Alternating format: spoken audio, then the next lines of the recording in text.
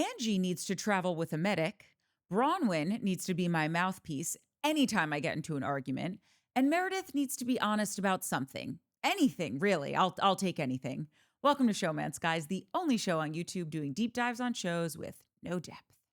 The show's as shallow as Lisa's mission statement to just make me look cute. That's pretty cute, though. You know it's not cute? Huh. That Shane us.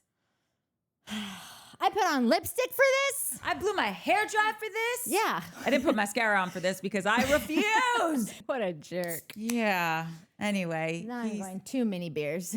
Oh, I love beers. Not 2 many beers, 2 mini beers. Mini-sized cans. I don't know why they sold them like this, but they did. I know. I was wondering. I was like, is it extra alcohol? It is, but like, Shemay doesn't give me a mini can. No, they give us adult-sized beers. Yeah. We should put Shane's camera on mini and finally have a mini cam. Should we test her mic? Okay, I know you're the resident conspiracy theorist around these parts, but go with me on a journey. Yes. What if Minnie slipped Shane a sleeping pill so that he never showed up for work so that she could finally have her own camera? Pretty brilliant, Minnie, and I'm not mad at it. No. Mad at it. No. Karma is a cat drugging you. I'm just bummed that Shane isn't here tonight, really, just because, like, this episode, I don't even know, like, how to articulate it. We did not enjoy doing this show this season. Nope. It was not great. We're not quitters, you know? We're Unlike Shane, Yeah. we're not quitters. Yeah. If we ever did quit something, it's because, like, we literally have no bandwidth. Like, Extenuating circumstances. Yeah, exactly. That this episode really, look, I'm not going to say it saved the season, but, like, if this season was salvageable for us, because I know a lot of people out there really love this show, so I totally get that. But all 3 of us were not loving it. So, if there were an episode that could make it all kind of make sense or make the most sense out of it that it could possibly make, this was the one. Yes. My biggest pet peeve, and I think actually I probably learned this from Mike because it's Mike's, is that he will clock it immediately if, like, you don't know where you're going with this and you're just trying to, like, salvage something together, you know? And, like, this to me seems like and I don't know if this is true at all, but, like, this to me looks like they shot the whole season and saw what the finale could be and built it, like, went backwards from there. Like, you know, didn't tell us things so that we could come up with our own conclusions. Didn't, you know what I'm saying? Like, totally. I still wish they did better in 1,000%. certain areas, and I believe that they could have. Yes. But no, this finale made Orange County okay. By the way, did you see the news? Heather is going to Beverly Hills. I sent it to you in the Instagrams. It's official. I'm so backed up on Instagram. Oh, then you're never going to open it for a year. If anyone has sent me a DM, please know, like, I get so overwhelmed. There's like 200,000 in there right now because I just, you know, if you don't do it every day, you get, like, you know, Yes. I don't know where to start on it. And so I just want you to know, like, I'll get to it. I'll get to it. Yeah. It's a fish. Yeah. She's headed to Beverly Hills, bitches. That just levels Beverly Hills up even more, in my opinion. It also leaves Orange County in the trash. Really up a creek without a paddle. Orange County, you are officially just bleached hair, gigantic bolt-ons. Jums, Natalie, they're called jums. Yeah, Eddie with his red laces and his, what is that car that he drives? Greg had one too, but Greg. The Raptor? Or the Raptor. I can't believe I remember that. Yeah, Greg having a Raptor and this guy having a Raptor, 2 totally different things. Totally different Raptor owners. But, like, yeah, totally different Raptor owners. This is good. We can just dumb out now because this guy's not going to be interrupting us. Yeah. And we loved this episode. So if he had anything to poo-poo upon this pristine, beautiful, as you mentioned, Emmy-worthy. I wasn't going to tell everyone I thought that, but I've outed you. I've had too many beers.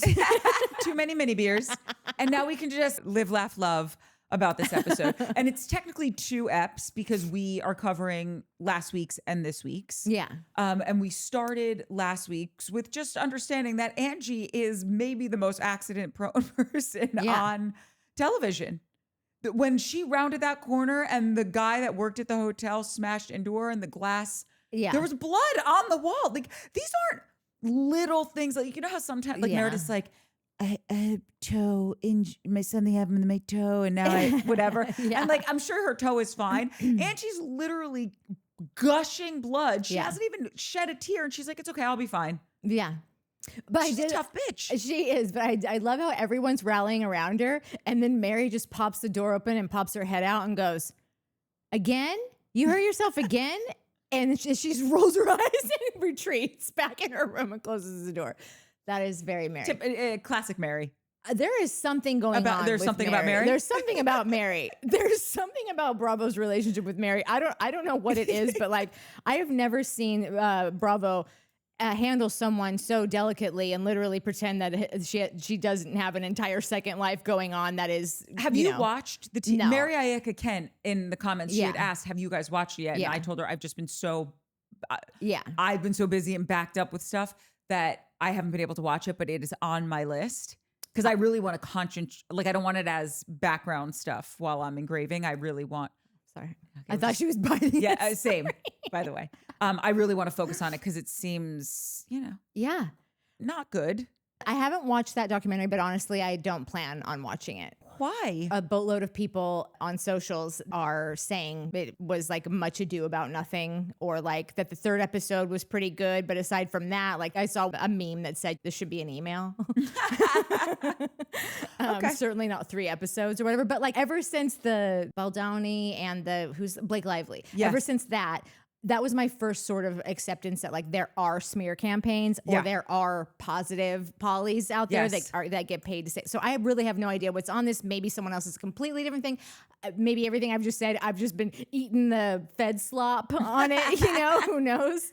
But I will say this because I wouldn't say they were a deep dive, but I was swimming towards the deep end. Yeah, Okay. yeah. And I have watched I've mentioned it on this show. Like I've watched some YouTube. They're over an hour long, some of these interviews. And then I've gotten into some Reddit threads, and these are family members going on there, which listen, I know that they could just be a scorned family member trying to end her. They got a lot of details. Yeah. And I am questioning everything with Mary's life outside of the show, because I will tell you on the show, whatever she's presenting here, specifically, we will bookend this when we get to the last scene of the show. Yeah. I enjoy her. I enjoy this version of Mary. So do I. The person in me who looks at it as like, why are you so different this season than all the other ones? When there's a documentary coming out about you, it's not like it's like, oh, it's gonna be out next week. Like you know when it's shooting because they're calling your friends, they're calling your family. They've called you for a statement. Yeah, they probably called you for a statement. So I'm sure that this has been in her head for at least a year. 100%. Knowing about it. So she might have really used this show to really come out strong and in a whole new brand new light. Cause it has been a whole new brand new light of her. I've never seen her like we're seeing her now. So well, she was saying in that lunch scene, which is basically the next scene, I'm worried about Meredith. Something ain't right. And first of all, they were all saying Meredith has a problem without saying that Meredith has a problem. Yeah, That's first and foremost. But secondly, and this is just so obvious, I'm not saying, oh, I can't believe you pointed that out, Courtney. She started getting so emotional about Meredith's issue, not because yes, of course she loves Meredith, but this is in her home. Exactly. So she's watching her son suffer from addiction and his whole life being currently destroyed by it. Because I think he's in prison currently, right? He's not in prison while she's filming this, but he's headed there in the sense of like the behavior's bad. He's doing all the gnarly stuff with his ex-wife. Yeah. He's been arrested like multiple times since. So when we do get to the very, very end of all of it, hold on. Harris just sent a voice note. Hold on. Oh, okay. Harris, do you want your voice note to sit in the man chair? What did he say? Hold on. Freaking Salt Lake, man. The ladies of Salt. I'm 5 minutes in. This is the best episode of the entire season. I'm normally not into the like weird production-y theatrics. It's working for me. I mean, same. I love how they flash back to Meredith having a panic attack, and now she's making coffee. Like, This is so crazy. It's giving old Roni. It's giving old Beverly Hills. It's giving what I needed Salt Lake to be this entire season. And it's only happening on the last episode. I'm like kind of upset, but I'm also I'm happy for the redemption arc. Also, this is a public announcement. Yes, I'm finally with you, Shane and Courtney. I'm out on Lisa. I'm out on Meredith. I'm obsessed with how Lisa goes. I'm super intuitive. And then cannot guess what the Astrological lady's star sign. astrological sign was.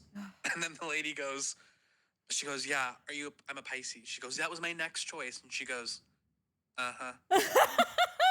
She actually said, I knew you were going to say that. She didn't even say, like, he makes her sound better in that voice note. No, totally. Okay, wait, there's 2 more, but I don't want to get ahead of ourselves. So I know. I'll Save them. Pepper them in. Yes. Salt and pepper them in as we go. Yeah. I don't know if he has wanna to sign a tell waiver to be this. on the show. This is the thing, Shane. If you would have just told us that you were going to fall asleep again, I could have had Harris come over and you wouldn't have to listen to a voice note. This is brilliant. Okay, wait. Where even are we? Sorry. Wait, sorry. You know what I'm just thinking? This whole show, we're unwell because we are the show hosts. The show hosts are us. Yeah. Because I'm looking at this glass, and Lazy Acres is where this is from. It used to have a juice in it. God, when I lived in Santa Barbara, that's all I would eat there all the time. Yes. Get their veggie sandwich. You And I'm know- not even a vegetarian. That's how good the veggie sandwich was. Their prepared foods are so great. Yeah. You know why I go to Lazy Acres? A Mr. Barry Meteor Wines told me. And now we're listening to Harris's stuff. Like we're I didn't even notice that it says it on Yes. there. I think that Lazy Acres, it's like, oh, hey, Erewhon. Lazy Acres was here first. Sorry.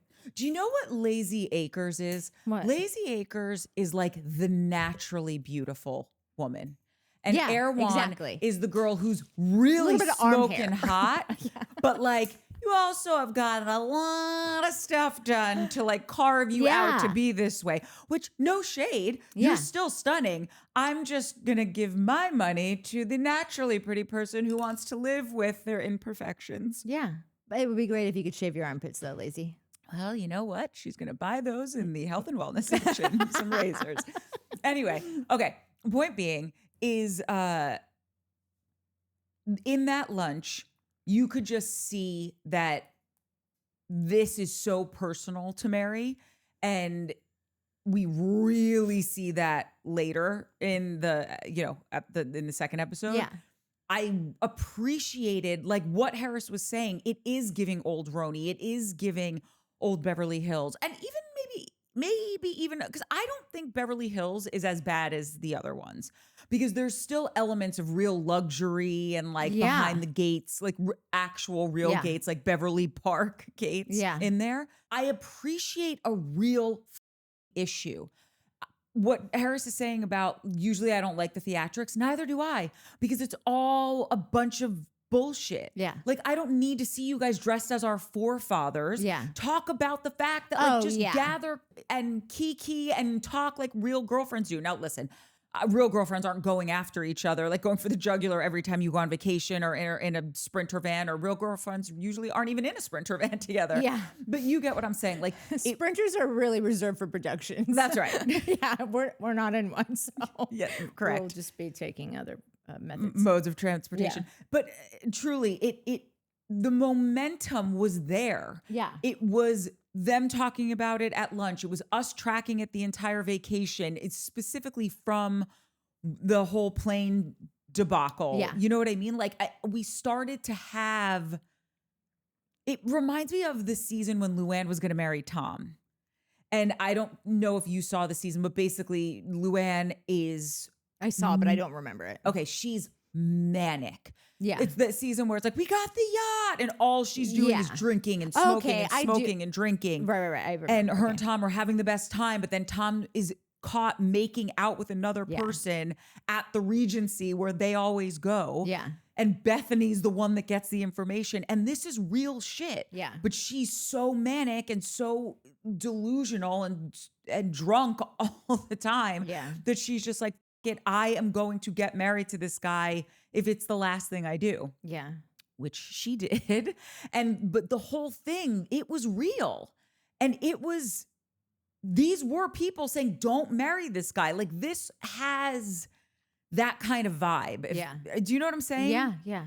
Like, I don't feel like we've just been sat down to conjure up some bullshit storyline that we're all being asked to talk about so that we have an episode 13. Yeah. Like, I will always see this specific franchise as just being, I don't know. I'm just whatever. I don't like the state of Utah right now. And I feel like there's not enough going on there for them to basically be living as if they are a Beverly Hills cast, Totally. but they have nothing to back it up. Like, They you don't live out in the have- middle of nowhere. Correct. And it's like, okay, you can look at a place like Jersey, right? Like, Jersey doesn't have the likes of Beverly Hills, but they got personality. That's what I'm for saying. days. And these chicks just don't. No, when I originally was tuning into Salt Lake, I really thought I was tuning in to watch Mormon families. And I'm not a Yes. Mormon Mormon fan by any stretch, but like, that's what was going to make it interesting. I wanted to learn something. Like, right now I never finished Shaws of Sunset. I have probably at least a season that I never watched the last one, but Mike never watched any of it really. So, or he watched some of it because it would be on in the house, Yeah. but he doesn't really know. And we're trying to get ready to do Persian Valley. Yeah. And so, like, some of the seasons, like season 3 fucking sucks, but but they do go to Turkey. They go to as close to Iran. That was such a good season. They go as close to Iran as they can get. And I said to Mike, like, I don't care if the rest of this series is absolute dog shit. This was an important thing. Yes. I learned something to watch them go do that from the lives that they live here, and to see Asa specifically be so physically, but spiritually, mentally connected to this land that she was torn from. And these people live the ridiculous lives. MJ and Reza are ridiculous people living ridiculous lives, but like, they were real people to me during this Turkey visit. Yeah. And going to the mosque, and even Mike. I have chills. Yeah. And like, so I said to him, I'm like, listen, even if the entire series is dog shit, this was an important series to show, because Bravo showed to people that I would say mass majority of America doesn't know about this Yes. culture. We know about these cultures because we live in Los Angeles. Correct. New Yorkers know about it because they live in New York. Like, but that's not Nebraska. That's not Ohio. That's not even Colorado. Totally. You know, it's just so that's how I felt about what I thought I was going to tune in for Salt Lake. And it just didn't happen. It just happened to be a bunch of Utah socialites that In air quotes, yeah, socialites. honestly, that's probably being kind, and it just Which is hasn't part panned of, out I that think, way. what's irritating for you, Yeah. because you always say, like, I tune in to see the flash and cash and all of that stuff. Because Yeah. let me explain something to you. Even when I am ridiculously wealthy, I'm not going to have glam every day. I'm not even putting makeup on to do the show. I am putting concealer on currently because I have having a nasty breakout, and I am not okay with it. This is not my plan for 2026.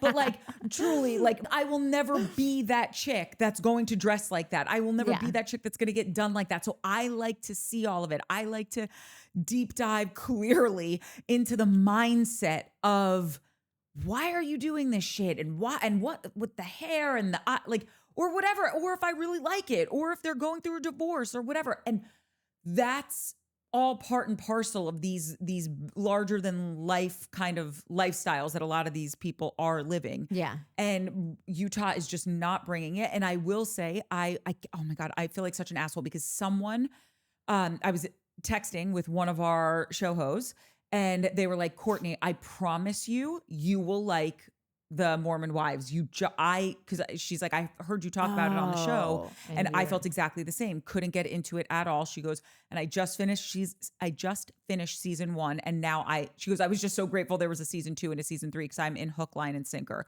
And I was like, because you told me, I will go through and I will watch all of it. And I did. And I will tell you, I didn't get into it until season 3. Oh, But I I'll told her watch I it would then. watch all of it. And I'm a woman of my word. And I have to tell you, Well, what got- how many seasons are there? 3. Okay. Maybe I started getting into it at like the last third of the second season, but it was late. It took me, point is, it took me a really long time because of exactly what you're saying. I needed to get past all the idiocracy of the fighting and the swinging stuff and the weird everybody. It's like they've just evolved. Remember that weird stereotype of the Mormon with like the Martha Washington like rollover hairdo, but then like the long hair and all the dresses. They all look like that, but just like the modern day, like sexier, trendy versions of that. They all have the long extensions. They're all the same. Correct. I think they all go to the same girl to get their hair extensions. There's been some drama. Oh, has there? Okay, yeah. I only watched season 1, and then I tried to watch it with season 2 with Mike, and then Mike was just like, Mike was like this the whole time.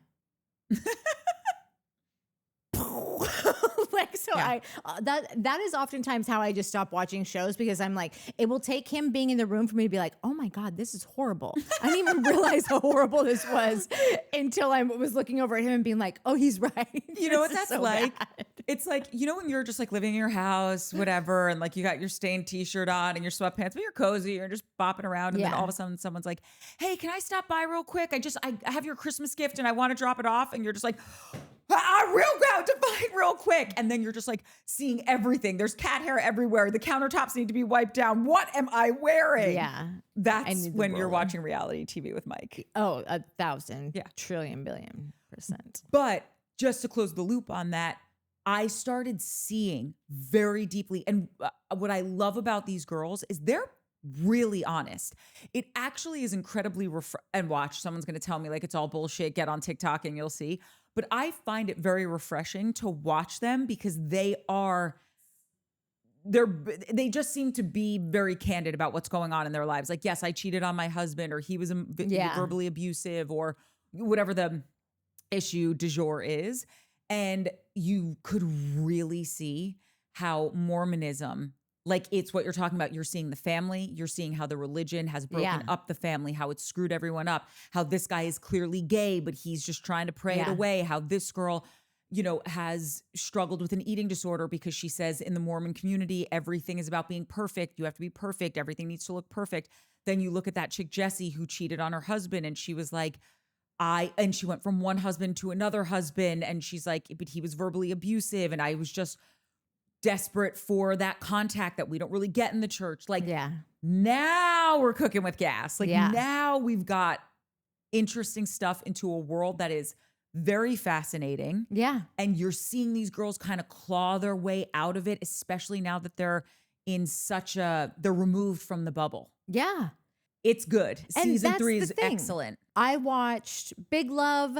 I watched Sister Wives. Like those shows. I either need something where everyone is still completely and listen, I understand there's polygamists and then there's the Mormons. Like I get that these are two separate things, but the polygamists are Mormons, just not all Mormons are polygamists. Right. If I'm watching a housewife show in Utah, I don't need all the flash. I need some crazy shit that I'm going to be like, oh my God, a whole world that I never knew. Jersey makes their own, like they could be anywhere. It doesn't matter what state they're in. Those people are those people. And like, I will watch them in Ohio. Like, I'd love to watch them in Ohio. You're welcome, who's ever watching this. Take that idea and run to the bank with it. Yeah, that is what Salt Lake Housewives is desperately missing. Yeah, and whenever I hear that the show really got greenlit, like overnight, was when they found out, oh, there's a lady that married her grandfather. That's right. And I feel like we don't really, like, that was just such a false flag, you know, like we don't really get to see anything. It was a bit of a bait and switch, just in the sense of like, oh, this is what you think you're getting. But then it's all these broads that are like, it's not like I dislike all of them. I just don't think it's a show-worthy group. Yeah, totally. Right? Yeah. In the next scene, when they're at the spa, it was just Brittany, time and time again. It's what we keep saying about her. Something happened to her, obviously, in her religion that has stunted her growth, has traumatized her and stunted her growth. And she is never not a 16-year-old girl. Yeah. No, that's totally true. I would be pissed if I just blew my hair out and someone splashed me. It wasn't the time. It wasn't the place. It wasn't the vibe. They were in a Zen moment. It's just like everything she does, even later in the episode, they flash to her packing because it's the last day. Yeah. And you see, again, she's brought stuffed animals. This is the reason I'm clocking this is because that's not adult behavior. No. Adults aren't bringing multiple stuffed animals on multiple vacations. No. And you also like, okay, everybody's got their kink. All right. So maybe that's your thing, whatever. But then you're totally, checking boxes and other areas of your life as being quote unquote, I don't mean normal because what's normal, but you know what I'm saying, right? Yeah. Like socially acceptable. Yeah. There's cameras on you. So you are now bringing multiple stuffed animals on multiple trips and you know that it's going to be clocked and there's no part of you that's like, this is weird. I don't think people need to see this. They're going to like, she is a child. She is in a permanent state of infantilization of herself. She absolutely is. And also the whispering had me fucking howling. My Brittany diatribe, it was inspired by a later scene, so I'll save most of that. But I was dying when Lisa told Brittany that it like wasn't a big deal if her hair got wet, and because she has synthetic hair. Yeah. Like that's just such a Lisa thing to say. And what she follows it up with, and I think you fake cried last night. Like there's just such a Lisa thing to say. But what was funny about that is that then it goes to Lisa's like confessional and she's going to tell you all about Brittany, which is exactly the same thing that we've already done before, where I took a whole scene and wrote down every single thing that she was yelling at people, which was like diabolical. Hell, it was all really everything that we see of her. Yeah. Okay, I'm going to cry about my daughter now. I need empathy because I'm losing this argument. Cry, cry, cry about my daughters. I'm so pathetic and sad. Okay, everyone feel bad for me? I need attention. Did I get enough attention? Yes, done. Check. That's Lisa. That's Lisa doing that to anyone she needs to is... When do I, like you said it, I don't even know how many episodes ago, like Lisa cries when she's cornered. Yeah. And so her telling this story, she's thinking she's so smart and watch everyone, look at this is how good I am. I clocked this. You clocked it because you know it, because this is you. Game recognized game. Yeah, exactly. And I like she thinks that the audience is so stupid that we're not all watching this like we're watching the Nature Channel, like the animal in its natural habitat, telling us about life in the jungle, like that's really how she, oh God. I am so back and forth on Lisa right now. I really, like I always say, I want to get over the hump and just use her for the ridiculous, stupid entertainment that she is and not get so irritated at her. I don't think I'll ever be able to do it. I don't know if I will either because it's been 6 seasons and it's like not happened. Like the only moments that I'm able to do it is like I was saying, I was howling when they were whispering about everything. Like when they're sitting in that silent zone and she's like, why would you do that? Yeah. Why would you? She just blew out her hair. Yeah. And I'm like, I can't take you seriously. Also, this is a quiet zone. Like, yeah. Greece was not having these ladies. The time when they dumped water on Brittany's hair on the boat, they did that with such reckless abandon. No lady in that entire group would have done that to anyone else in the group but Brittany. You get how Brittany's defense of like, this happened to me and nobody said anything. Like nobody gave a flying crap. And honestly, Brittany didn't even react in that moment. Like I would have been like, God damn it. I would have lost it. I would have lost it. And she didn't. These are all their own little private Idahos. Yeah. It's not just as clear as like, out of nowhere, you were terrible to Brittany, completely unprovoked. You went and poured water on her, and that was wrong, and you need to apologize. It's not that simple. No. Brittany is completely indefensible on really every level, with her children, with her relationship with Jared, with how she interacts with these women. Now, I'm not saying that that's an excuse to like get some version of, I don't even want to say bullied because it's not bullying, but it's just like, just being treated really poorly. But you teach, I say it all the time, you teach people how to treat you. And she is incorrigible Yeah. in her behavior. Yeah. There is nothing about her that, at least from what we've seen on the show for the last 2 or whatever 3 seasons that she's been on, that is palatable. You are choosing men over your children. You are doing things specifically for attention. You say you do things for attention. You have an incredibly toxic and dysfunctional relationship that you refuse to leave. You are going after Meredith out of nowhere, apropos of nothing, bringing up this TikTok that he was seen in a cab with another woman. Yeah. These are indefensible actions. So yes, was what she did awful? 100%, but we'll get to her in a minute.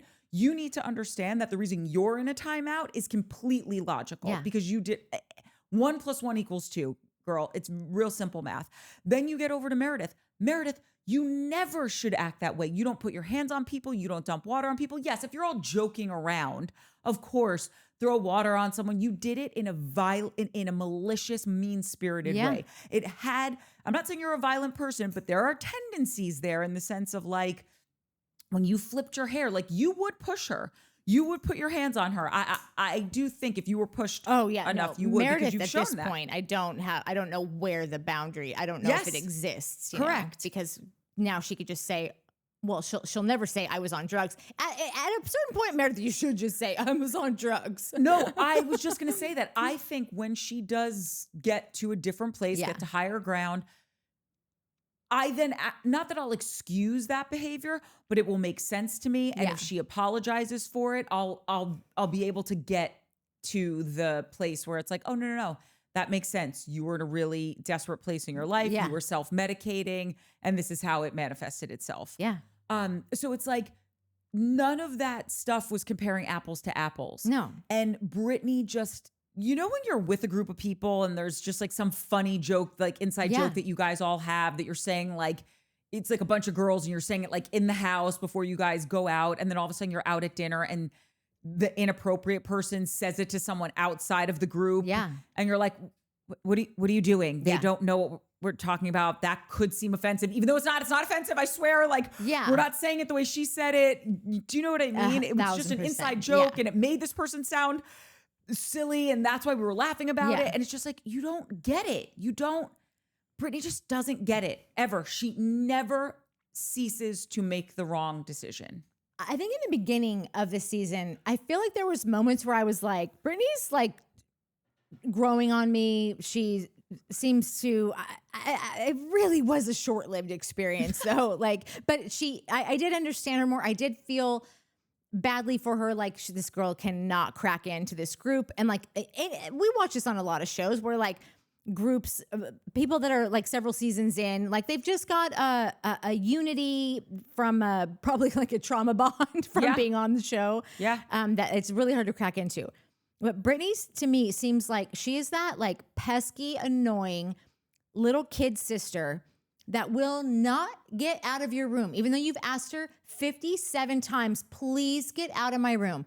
And she's in there, she won't leave, and she's got her fairy godmother, whatever, fairy princess tutu costume on, and she's bopping back and forth, traipsing around your room. And it takes about 57 times that she hits you on the head with her little wand to where you're finally like, oh my God. And so then you finally get up and drag her out of your room by her feet. And of course, she hits her head on the door on the way out and cuts her forehead. And now she's screaming bloody murder. And there's a little bit of blood on her head. And mom comes up, what the hell? And like, now you're the asshole who couldn't just let your harmless little kid sister, you know, hang out in your room. She just wants to be with you and your friends. And like, but like, oh my God, like, perfect analogy. She's 40 something years old. I don't even know how old she is, but I feel like she's about 40. I think she's like mid to late 40s. Yeah.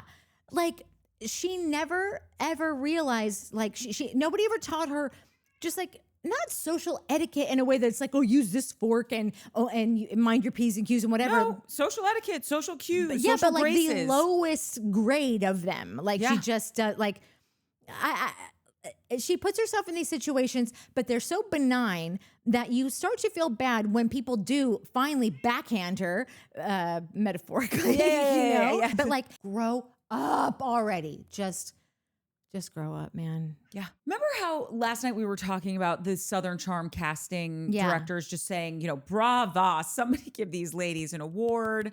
Truly, we are queer for you, ladies. Maybe we got to get those chicks on this show to do casting for Salt Lake. This iteration of Mary, great. Keep her. Okay.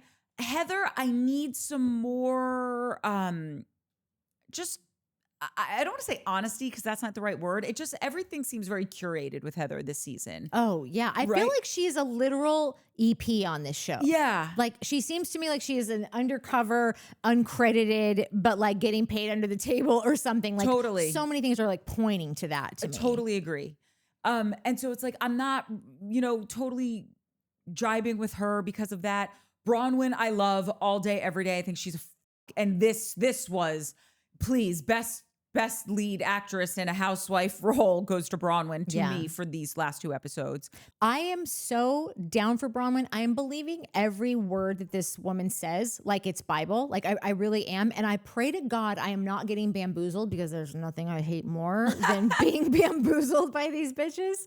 But like, I love Crappens and like I never have like the same exact opinions as they did. We all are different, but like they're really like, and both of the dudes on there. Normally there's one of them that's they've got opposite opinions or just something that varies. They are both just like thinking that she's really not being honest. She's really playing people. Are they Lisa fans? They're not Lisa fans. They're not big Lisa haters. They just think she's kind of like the court jester. Okay. Just curious where they're. No, I was looking for the same thing. I think that they do have some loyalties to Lisa. Yeah. But both of them are picking apart Bronwyn. Like she's really got this ulterior motive. And like they have great influence on me. And so I'm really just like, but I can't help it. Like Bronwyn is to me, and they will also say she's a great housewife. She is a great lover. Yeah. Think she's lying, think she's telling the truth. She is a great housewife. Yeah. She really is. And so they agree on that, but they both just everything that she says, they're like, okay, Bronwyn. Like they're both so not out on her, but so like calling her out. So they're seeing something I'm not. So I want to just say I am aware that there's a possibility that Bronwyn has also got a little bit more of an actorial gene in her than I had originally thought. But as of now, I am still 100,000% team Bronwyn. Okay, I'm just going to say this about the Bronwyn stuff.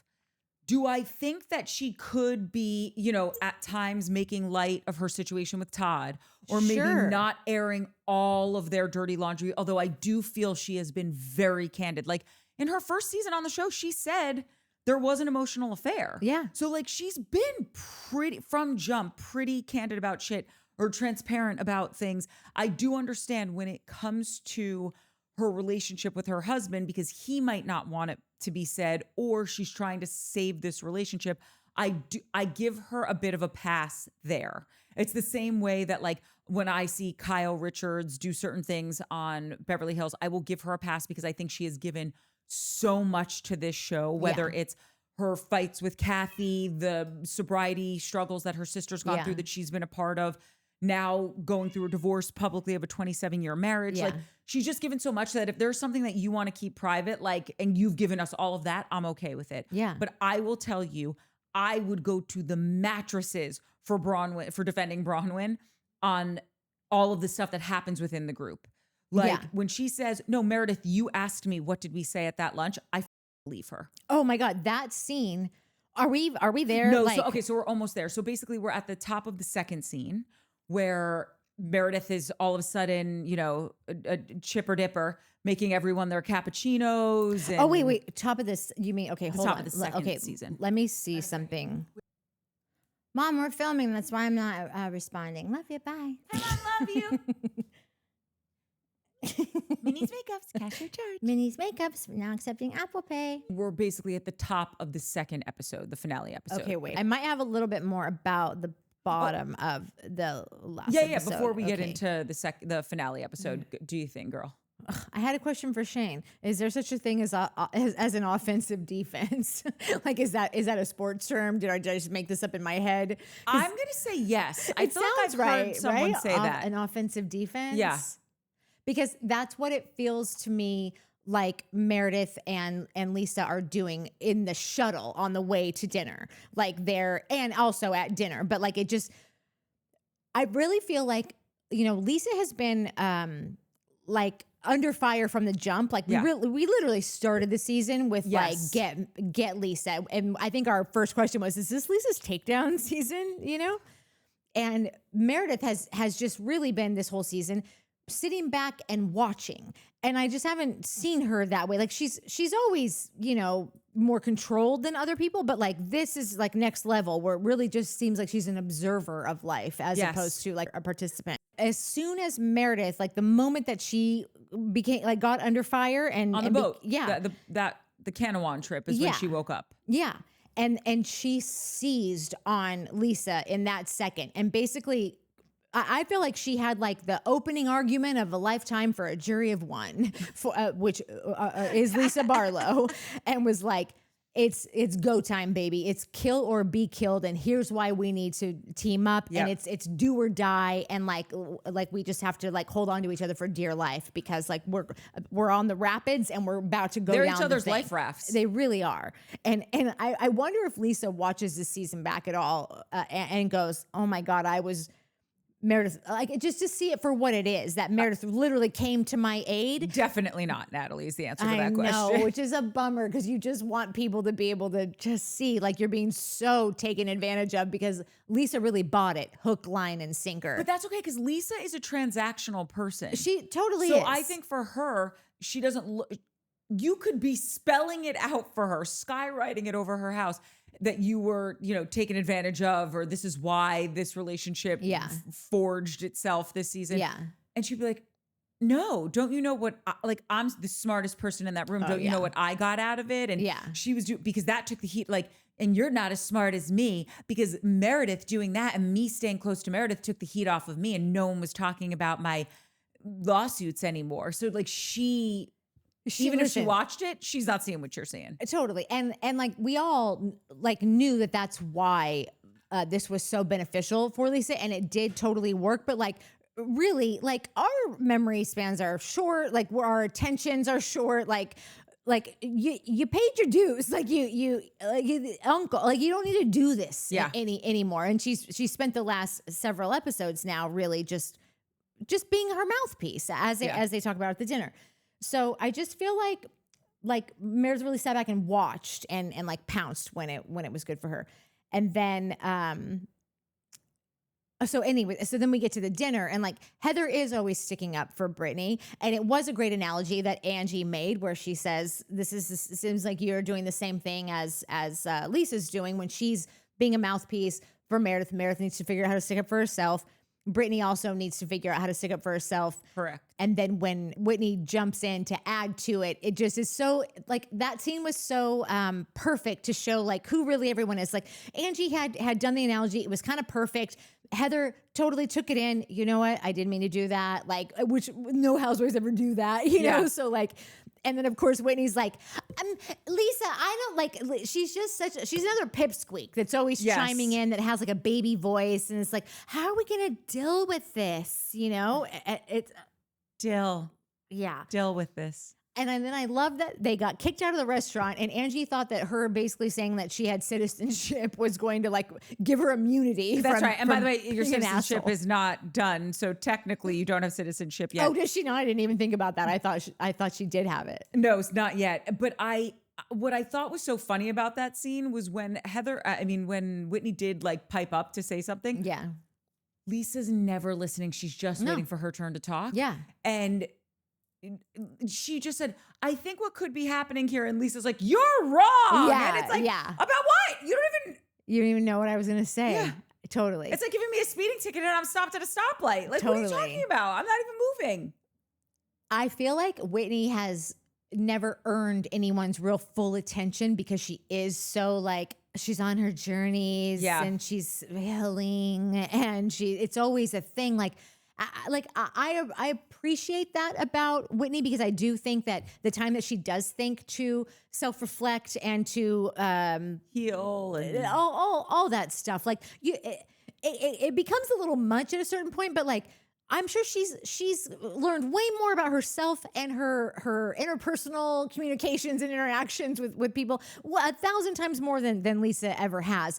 But it is like that TLDR, too long didn't read kind of thing, you know? Oh my God, I didn't know. I've never heard that acronym before. You've never heard TLDR before? No. Oh, well, you'll see it now because I feel like it's on everything. That's hilarious. Yeah. Too long didn't read. If Whitney gets another tattoo, it should be TLDR. But yeah, as it turns out, assholery is universal and International. It's internationally frowned upon. Okay, so now we're in the finale now. We're at the top of the finale episode. Yeah. Yes, we're like Meredith's making cappuccinos for everybody. Yeah. Stella comes, who is a hell of a writer. Stella, wow. I just thought, I know, 3-day turnaround. That's big time. yeah, that is big time. Yeah. It was great. The editing was great when Yeah. everyone was talking and Lisa's like, says 18 astrological signs, like when Harris was in his voice note. And then she's like, Pisces. I knew you were going to say that. Yeah. I knew you were going to say that. Like, gonna say that. right. Because that was the only one left, Yeah. Lisa. When Brittany said, deep. Oh, I wrote them down what they all said. Deep? Yeah. Know thyself, girl. You are many a thing. Deep ain't one of them. I loved hearing what they all think of themselves. Okay, like let it roll. Lisa said smart. That was her first thing, smart. I'm not sure if that's the first thing I would ever call out about Lisa. I don't even, maybe she is savvy in business. I would don't say, know. I would say hardworking. I do think she probably is Hustler. like a hustler. Yeah. Brittany says happy, and then it comes back to her to say deep. At least she started with happy. I want to see the unedited version of this scene. Like I would, because I have questions about. Same. About I a also lot of it. don't think, like categorically speaking, that Brittany is a happy person. If Brittany would just really admit to and actually have a real genuine moment of like, oh, I did do all of this shit. And she has a little bit. It's not like she's a person who tries to put up a big fight about it. She will give but it's just that I was this. Like she'll give you, trying to explain her way out of it a bit. But like, it does seem like at this point she's open to just calling herself out for whatever, maybe because her kids have beat it into her head so much. Yeah. But I don't know. Bronwyn quirky, which just like she totally is, but it makes me wonder, like, do you really go out of your way to be quirky? And it seems like she kind of does, like, which is fine. Heather wants to be well-spoken, and she was like, and you can write that down. Yeah, that was for the EP Heather speaking. Yeah, well-spoken, you can write By the way, that she down. is well-spoken. Oh my I do God. think she is well-spoken. She is, but she might need to. You can be well-spoken and completely unbelievable at the same time. Two truths. Yeah. Two Utes. Two Utes. Mary says self-aware. I love this show. I love this episode. Yeah. I love this episode. And Whitney says free spirit, which 100%. she totally is. And then Meredith says pensive. And it's not like I have not heard the word pensive 10,000 bajillion times, but in that moment, because I was wanted to write it so I could remember what everyone said. And then when I realized, like, I don't actually know what the real definition of pensive is. So I Google it. Okay. Engaged in, involving, or reflecting deep or serious thought. Another one just like below that said deeply or seriously thoughtful, and then listed the synonyms: brooding, contemplative, meditative, musing, pondering, reflective, ruminative, and thoughtful. Like, I would not describe Meredith as a pensive person. none of this made any sense to me, to which in turn made all the sense in the world, because this has been Meredith's entire season, is arguing her way out of things with very vague, not saying a lot, but saying nothing at the same time. And I was like, wow, Meredith, you actually are very pensive.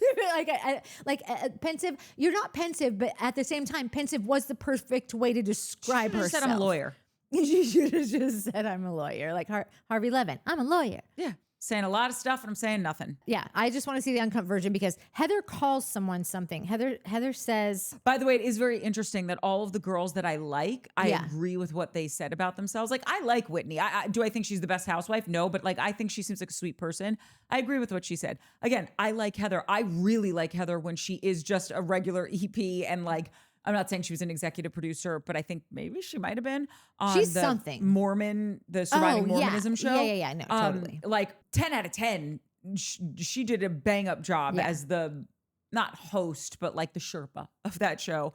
Bronwyn, love her, agree with that. Like, and those are the ones that I'm like, oh no, I could actually like have a dinner with you and I think I would have a good time. "Oh, Braun would be a great dinner date." She'd be great in the man chair. No, she would be great in the man chair.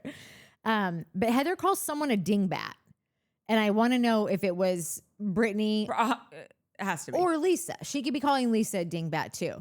And the only reason I want to know if it was Brittany is because I want Brittany to see that, because at that dinner in the last episode, she's like sticking up for Brittany, which, okay, let me just go back to that last episode really quickly in that dinner scene where, like, when Heather says, Brittany's done this, that, and the other, she's probably more. Oh, accomplished. That drove me up a wall. Like, girl, you are reaching. Yeah. It happened in a Jersey episode too. And Melissa said something about one of them being like, she's going to be richer than all of us or more successful and whatever than all of us. And then Dolo lost her mind about it and was like, how dare you? It was with, oh God. And I liked her, the blonde housewife. The one that had like the bad hair. I mean, they all have bad hair. Wait, you liked her? Yeah, I did. You thought she ended well?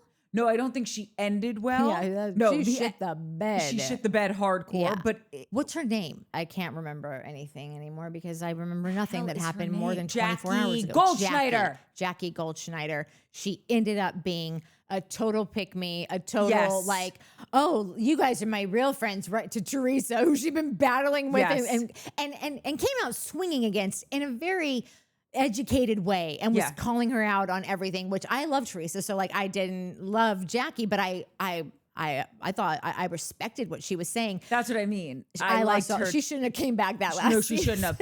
That sank her because she, like, you're only as good as your last day, Yeah, girl. exactly, And that was exactly. a bad last Yeah, day. I was just like, oh my God, don't say that. Don't say that. But yeah, so when Heather said that about Brittany being more accomplished than most of the people at this table, that's when Heather shows automatically that you're a fed, man. Like you're a plant. You're Yeah. here working for the man. Yep. Because you knew that table was not going to respond well to that, Yep. and you did it. And Nor just, should they. You're a New York Exactly. Times best-selling author. Yeah. And you think, and trust me, like, I get, like, props. You were going out, you were auditioning. That's really hard. But, like, you're also accomplished, Heather. Like, let's not be saying this nonsense because Yeah. you're trying to prove a point that now all of a sudden you're Team Brittany because you feel like she got picked on and you don't want to get a hate, Yeah. spewed towards you or a bad edit. Heather sticking up for Brittany in that moment was way less about sticking up for the kid who gets bullied and their lunch money stolen, and way more about Heather thinking that there's power in numbers, and she knows that Brittany's like desperate for affirmation, Yeah. as she should be, because this group has not been kind and has not No. affirmed anything that she's ever done in her entire life. They've only picked her apart in all of her flaws. Absolutely. Yeah, so her resume, I'm sure, does stand to be something, but no one cares because Because of how she acts. Because of how she acts, she does it to herself. But Heather was way more trying to just solidify Brittany on this side of the table because it's us against them, you know. Yeah. And so that's why I was wondering what that uncut version was. Who did she call a dingbat? Because Brittany, I think it was you. Same. Yeah. I agree. Yeah. So right after that, Stella Yeah. moment, that's when we learn that at 1:30 in the morning, Yeah. Meredith texts Bronwyn being like, you up? Yeah. And, you want to come to my room, want to talk. Meredith knows, Meredith is a lot of things. Dumb ain't one of them. Mm-mm. Okay. No. She knew exactly what she was doing, calling Bronwyn into her room when cameras are down and they've all been up and they've all been sharing. And now She wants to go in, to get more information, lay the groundwork. I don't necessarily have anything more to say about that scene until we get to when her and Bronwyn talk. Yeah. But like, I just want to clock the fact that, Meredith, we've clocked you. Totally. I do have, and this is why I was really wanting to ask Shane about this, because while I think that Meredith has every bone in her body to be that devious and smart and sneaky, as Heather calls her later, and all the things, I am still open to, I wanted to hear what Shane thought about, is she someone who is blacking out from, because she's taking Ambien and her anxiety medication and had a glass, 2-3 glasses of wine, whatever. Is she blacking out that these things are happening on the plane and a 2 a.m. conversation with, because I know people on Ambien, I talk to them, I'm like, you're not going to remember any of this tomorrow, Oh my God, remember when I said to you on Ambien, I go, if I ever get married, I'm literally just going to have everyone, I'll send everyone an email and say like, we're really doing it, Harry, we're getting married or something like that, which is such a specific thing to say. Yeah. And then a few months later you said, oh, I know if Courtney ever gets married, she's just going to send everyone an email saying really doing it, Harry, we're getting married. And I'm like, we are best friends. You read my soul. How did you know that? And you're like, you told me. I'm like, no, I didn't. You go, yeah, you did. You were high on Ambien. So there, yes. So I am so curious to know, is is Meredith flat out, like bold face, looking in your eyes and lying straight up, that did not happen, I did not say that? Or is she that much, like, I don't know if she's a drug addict, but I know that, like, I know that Ambien and anxiety, the Xanax and wine, like, 2 a.m. and a plane flight, like, these are two specific things that, like, you would be on medications during these times. So this is why I will not be covering this show next season, because there were cameras to see what had happened. There's audio when they want it, and then there's suddenly not when they don't. And they leave us to our own devices to have to figure out who's lying, and it's divisive and it's stressful. It is stressful for us. It's stressful for us because this has become somewhat like we happily would love to call this a job. Yeah. And so we're trying to bring our best foot forward, or whatever the friggin' thing is, and have something to say that we won't regret saying in 6 months from now when we find out the full story, which always seems to come out at some point, somehow, some way. It's like how the FBI declassifies things every 50 years, but like in reality land, it's usually 3 to 6 months, you know? So like I'll still be alive and looking the same way I do now. Yeah. And I don't want to deal with that. There is probably audio or video of this somehow, some way, and they're keeping it. And I don't like it, but I wanted to hear what Shane had to say about if he thought it would a bold-faced lie or a drug-induced, like, I don't know. I think it's somewhere in the middle. Yeah. I think you can be like spotty in and out when you're on that stuff. And then I think she is a historical revisionist and is going to tell the story how she wants you to. I actually looked up the quote, the one that I keep trying to quote about, like, if the facts are on your side, if the law, whatever. Yeah. And maybe this is different than what other people were thinking, but basically it's like, if the facts are on your side, you argue the facts. If the law's on your side, you argue the law. If neither are on your side, you yell and slam your fists. Yeah, like Al Sharpton. But this is what she does. Yeah. This is what Meredith does. So it just all tracks. But I think, after we realize this happens, Bronwyn goes into Mary's room. She's like, I got to talk to her. This is not like, I feel like you're using me. Bronwyn's getting hip to what's happening. We start seeing Mary. This is what I'm saying about, like, I like that real shit's happening in the sense of Mary met with, a few episodes ago, met with Meredith and said, I was there. I saw what happened. I'm worried about you. Are you okay? I genuinely believe Mary is worried about Meredith. Then in this room, with Bronwyn, she's saying, I'm concerned. Something's not right. She is off. She's not acting how she normally acts. And then that obviously, I just love Bronwyn because she sees someone and she doesn't beat around the bush. She's not meandering around the countryside saying something so ridiculous to get her into the conversation. Yeah. She's like, can we talk? Because I'm just going to say it. Yeah. That girl was shot out of a cannon, was clear, Yeah.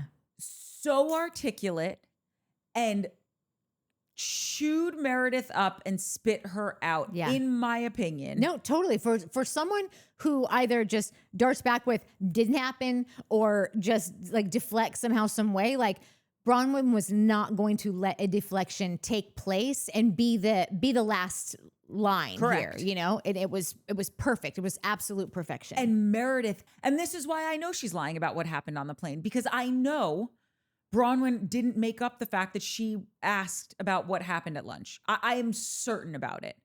I just wish so badly if Bronwyn would have been on the flight, none of this, nobody would have a second, well, Crappens would apparently, but most people would, I don't think that they would be questioning anything. Like, I would love to hear what Bronwyn witnessed anywhere, anytime, any place. Like it just, she's a court reporter at their best. Yeah.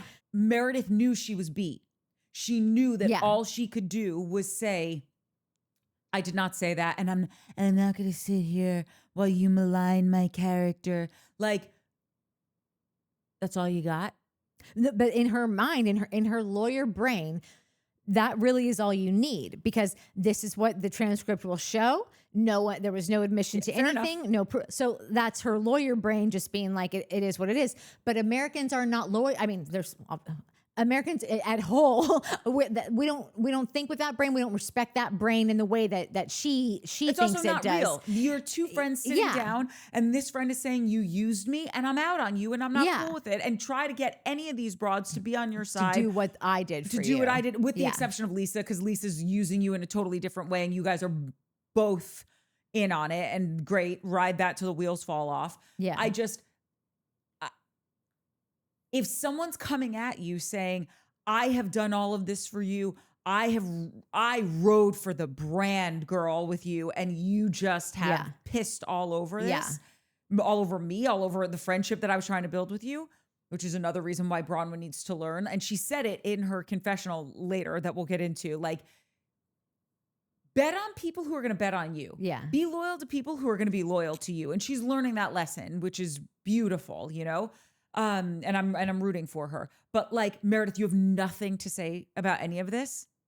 Back to any of this? No, but back to what you just said, you know, you had said from, I don't know how many episodes ago, like this woman, like why she just wants to keep hanging, like why she keeps choosing the women who constantly just kick her over Licking the and boot that over. kicks you. Yeah, exactly. And like, this is a perfect display of it.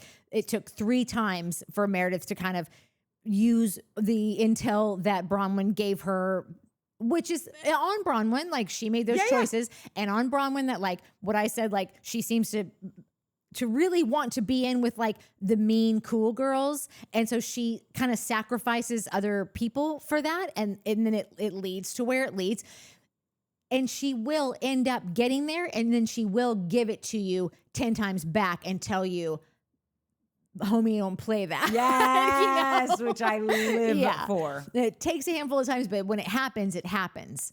And that's why I think that Meredith may not be back, or she may be friend of. Like there's something about the way that Bronwyn argued her point in that, and like no notes, you know, like that's why I said I need her to be my mouthpiece in all Yeah. arguments. Yeah. She was so good. Yeah. And it was such a bummer because this is who you are, Meredith. Yeah. Like when we go to the next scene of Angie's sweet cousin who came over Yeah. to Santorini so they could have that beautiful lunch. And it was such a good time. Even Lisa was likable in that scene. Yeah. And here's Meredith. You couldn't just slap a smile on your face to have this moment with everyone else where it's like this sweet guy is here telling you about his country, his family. Angie's opening up about the fact that like, I don't really have that many memories about my mom. And I know that you think what is going on in your life right now, Meredith, is the most important thing in the world. But here's a woman talking about the fact that she lost her mother when she was a child, and coming back here, like she hopes to regain some memories or what, like, you can't just fake it. You can't just be a part. You can't get out of, forget fake it. I'm asking, I guess, for even more. You can't just get out of yourself Yeah, no. for a minute to enjoy something. No, because she is losing her mind right now because her facade has been busted. Yeah. And I keep also wondering, because I gotta say, I don't remember Meredith being like, Meredith has always had a unique perspective on things. Yeah. And and I know that could sound like alternative facts, Yeah. you know, but It's like adjacent. Yeah. But like what I mean in like the last several seasons, Meredith has been like she will bring a unique perspective, and like her and I could be standing next to each other and recount a series of events fairly similar, like pretty much on the same page. She intakes it differently than I would. She might be like, you were trying to do this and I know what you meant by that. Yes. And I would be like, no, it just seemed like a normal conversation, you know? Yeah. That's the unique perspective I'm talking about. This seems to be like she is off on another She's making shit universe at this point. Or making shit up, but like, I don't even know if she knows she's making it up. Like, I truly am looking at her like, what's going on in there? Like, because it is so night and day from what she has been. This is 6 seasons in. It's not new, you know? Like, we know her. Pretty much we know her. Like, this is not her. No, this is not. And that's the thing. I always, like, if I'm remembering correctly, I always really liked Meredith. Exactly. She was kind of quirky and like you said, always would have like maybe a different take than I would on stuff. But I never have had this reaction to her, which is why I kind of agree with Shane that like, I'm not saying she's an addict. I'm not saying whatever. I'm not diagnosing her, but something's off. No, something's totally off. It might have to do with her marriage.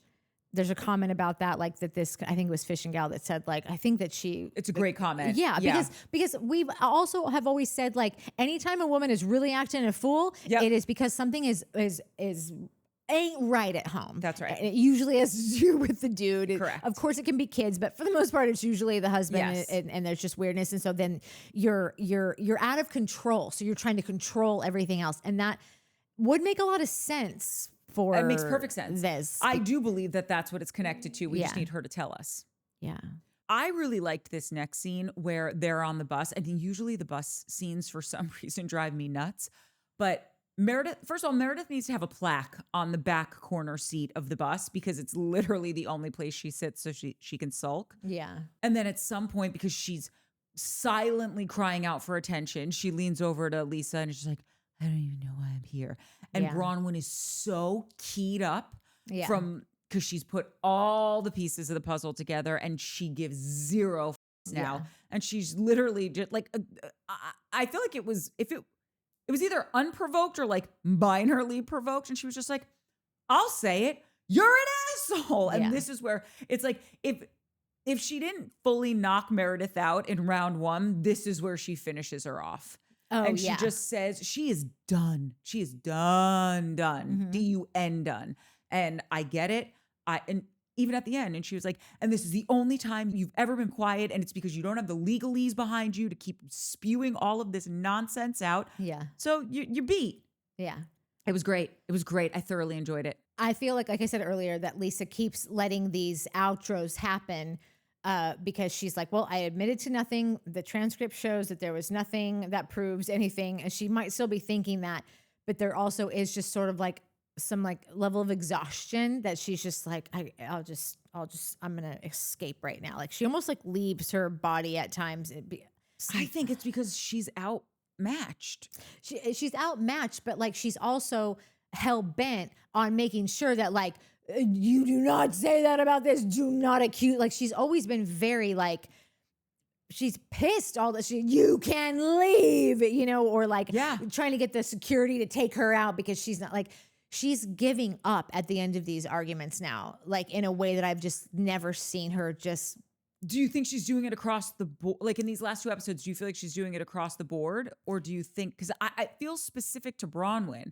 There is something about the way that Bronwyn really leaves her no room. She can't bob and weave around Bronwyn. So I'm sure that there's something to that.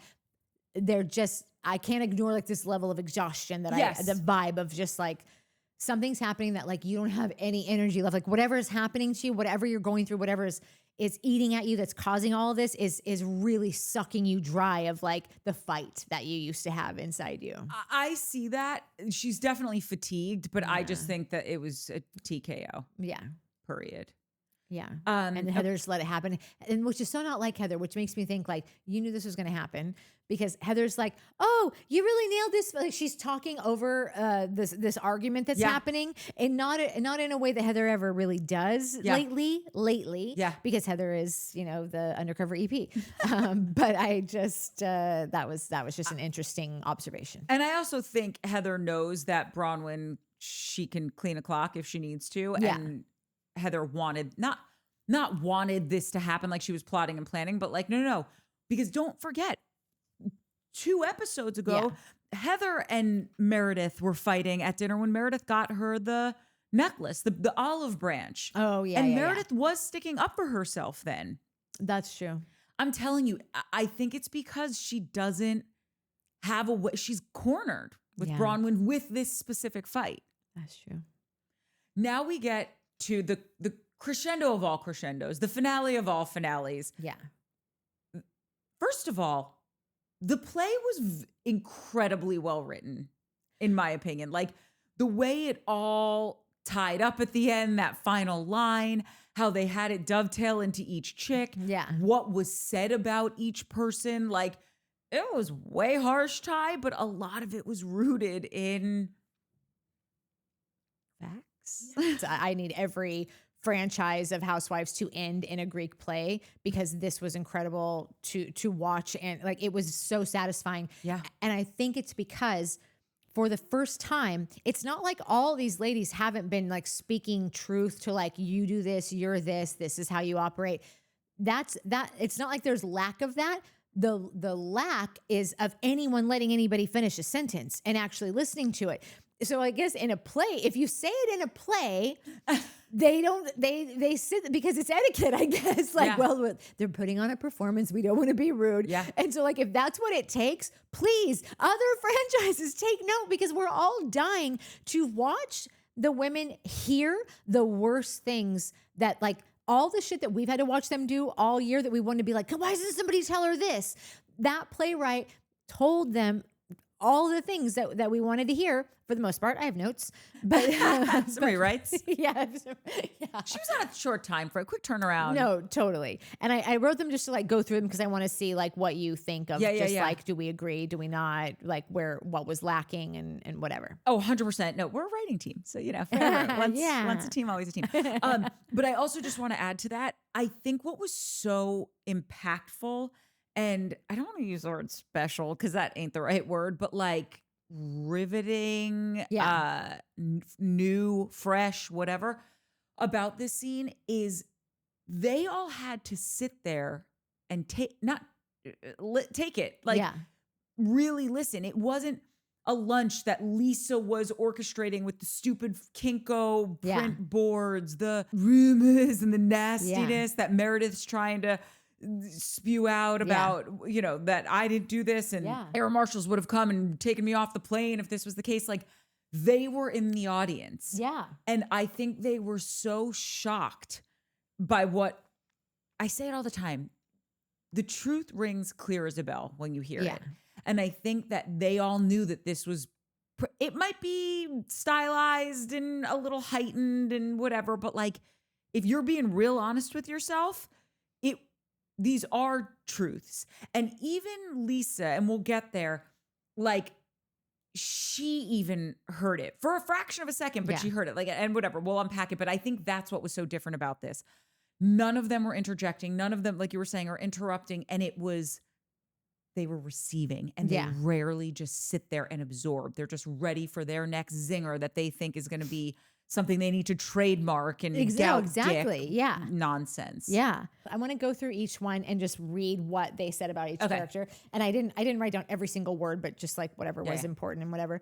And just see like, cause I felt like, oh, I love that, but I wish they would have added this. So let's just see. First of all, I died when the woman opened it with calling out Lisa as being the eldest.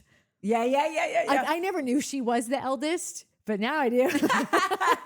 She's older than Heather. I kind of thought maybe Heather was older than her, like, or Mary. Like they just, I didn't know, but now I do, and I won't be forgetting. So to Heather, it says, you act like nothing touches you, but everything does. You laugh because crying would make you real. You laugh to drown out the things you refuse to say. Behind every joke is a shadow, a demon you're too scared to say out loud. And then it cuts to a clip of them like asking about the last time that she went to on a date. Yeah.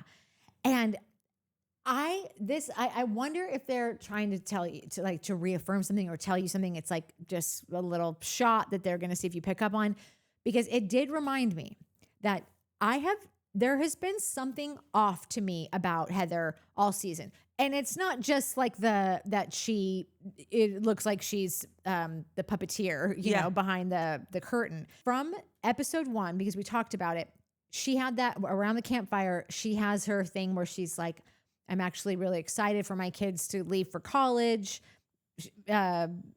which was like just something I didn't really expect from her. I understood it, but it didn't ever feel organic. This bitch also takes every opportunity to tell you how horned up she is. All she talks about is like wanting to, I could have a spark with anyone. Or when she uses the steamer, I'm spitting. Yes. When she uses the steamer and she says that stupid thing about getting squirt in the face. Yeah, but I might have enjoyed that. Yeah. Like, Evolve, no one's enjoying a squirt in the face. No. That's not a thing anyone's like looking for. Pun intended. You know. Yeah. And so like, it seems like she went with like really wanted to, this is going to be my thing is going to be, I can't wait for my kids to leave and I can't wait to start dating, because in theory, that's something that like, I don't know, if you're just like a basic ass bitch, you'd be like, oh, the people will love that. Every mom wants to hear that. Every wife wants to hear that, you know, whatever. I didn't buy it. It always felt off. It always felt like a front, like a just manufactured image that she thought was gonna click with an audience. But she hasn't been a do nothing all season. So like we're always clocking Housewives that it's like the Emilys of the OC, you know, or Meredith, who has done nothing all season and then chimes in whatever. Like she's been doing stuff because she's been pushing story forward. So like you forget that like she keeps talking about this other thing that like never has really clicked and landed like it's her. So it just left me wondering, what is the message here? Who is Meredith really? Not Meredith. Who is Heather really? I understand what you're saying now. And I think a perfect example that kind of nails this confusion that you're talking about, where it's just like, what's really going on here? I don't get it. When she said, her and Captain Jason, her exact words, I think, were, we f***ed around. Right? Yeah. Isn't that what she said? I can't remember. But she alluded to remember that he said that nothing happened. Right. But you remember that she said, like, even if you don't remember the exact scene, you remember on the show. Yeah, that she tried to insinuate at least that something, that they had like spent time together and had a nice time. And then when he denied it, she then tried to be like, oh, I guess that's what it means to hook up with Captain Jason, whatever. That's right. And then on the reunion, it looks like, because they have the, coming attractions. And she says, no, if I slept with him, don't you think I'd be shouting it from the rooftops, essentially? And it's like, so what are you doing, girl? Did it? Yeah, like that's what gay? you're talking about. Heather gay? That would be great. That would be great. But do you know what I mean? Like that, to me, that perfectly encapsulates what you're talking about. We're like, she's talking about how she's all horned up and like, love the steamer squirting in my face and all this stuff. And her and Captain Jason did hook up.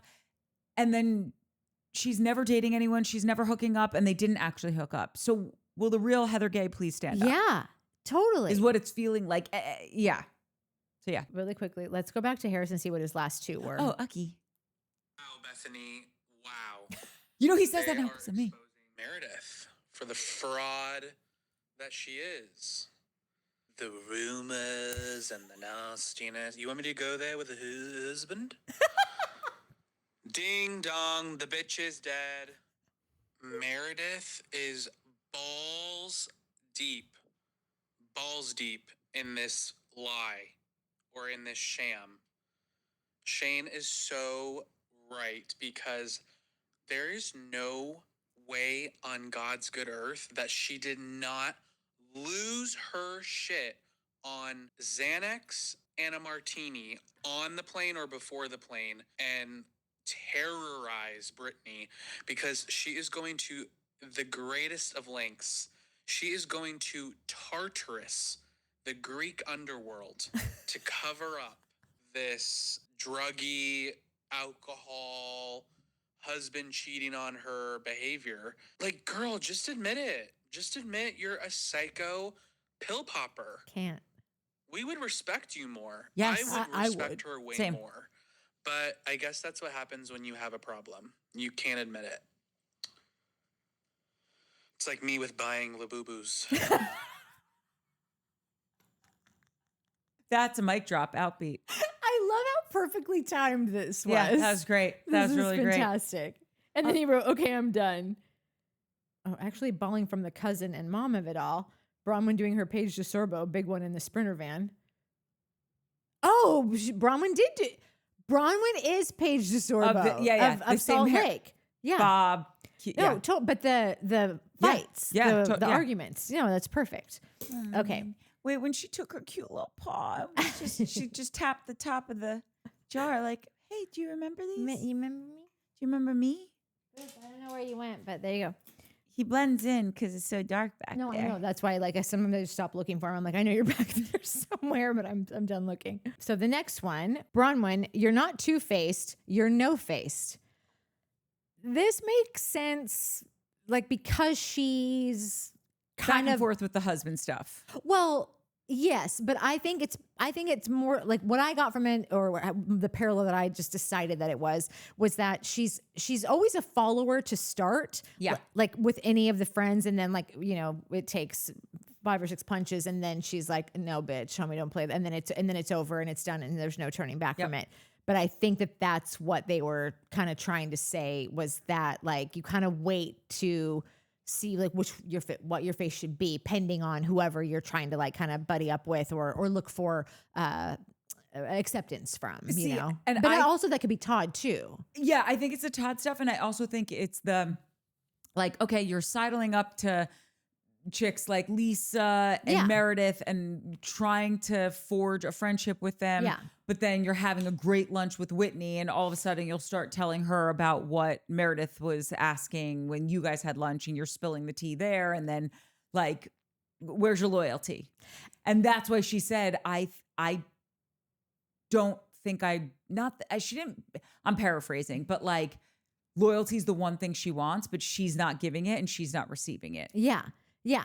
So that's exactly what I meant when I said like, she's a follower at first because she's just trying to get acceptance from someone, and then they mess with her, and then she's out. But it is something where like, and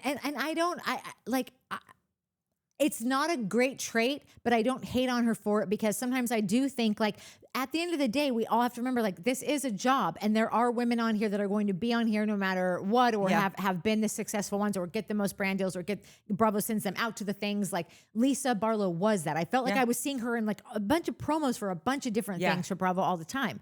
So I understood. Also, she brought Lisa's the one that brought her in initially, so that was her friend to begin with, and then it went south really fast because she realized like, oh, this is a rodeo. Like I've never been here before, and I didn't realize it worked this way. But I think that a fan favorite of the season will be the Bronwyn Whitney discussion about the husbands and the open marriages and all. Like it was out of nowhere. I did not see it coming. And when it happened, I was like, oh my God, like this is the realest shit I've seen. Yes. But her being able to go and tell Meredith everything that suited Meredith, like it affirms that Bronwyn just doesn't have a good picker when it comes to like who she should be saddling up to. But she'll quickly. She's gonna learn that, and I'm excited for her journey Yeah. into loyalty. Yeah. And I just love how quickly she connected the dots and owned up to it, and said like, and I'll just say it, Todd hasn't been loyal to me. Yeah. Like it's why I believe her, and it's why I just love her. I really love Bronwyn. No, Anyway. I do too. I understanding the game, I do think that her dropping that like, and Todd hasn't been loyal to me, or Todd had this emotional affair, or Todd has this, or Todd did this, or whatever it is. I think that she is also just strategic enough, at least, to where she's dropping these things at timely times. You know, she's being careful with when she's saying them.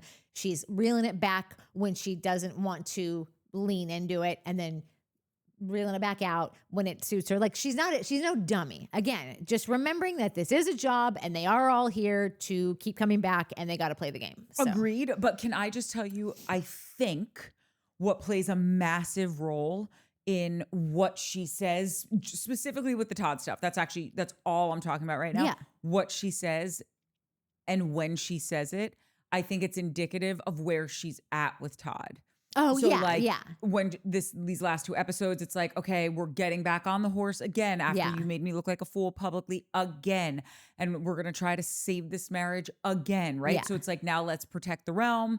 Let's not say things because we don't want to give them, this isn't fodder for them to kick around and then cause more angst in my marriage, because Todd has a conniption fit when he's involved in all this stuff. Yeah. And then these interviews happen after they've filmed everything. So it's like she probably now knows, okay, things have quieted down at home. Yeah. Things aren't changing. This isn't good. I can get more honest or whatever. Like I really think the stuff she shares about Todd it's a straight line back to however they're doing. Yes. But it also is that Todd has been a protector of the realm of Bronwyn since they met.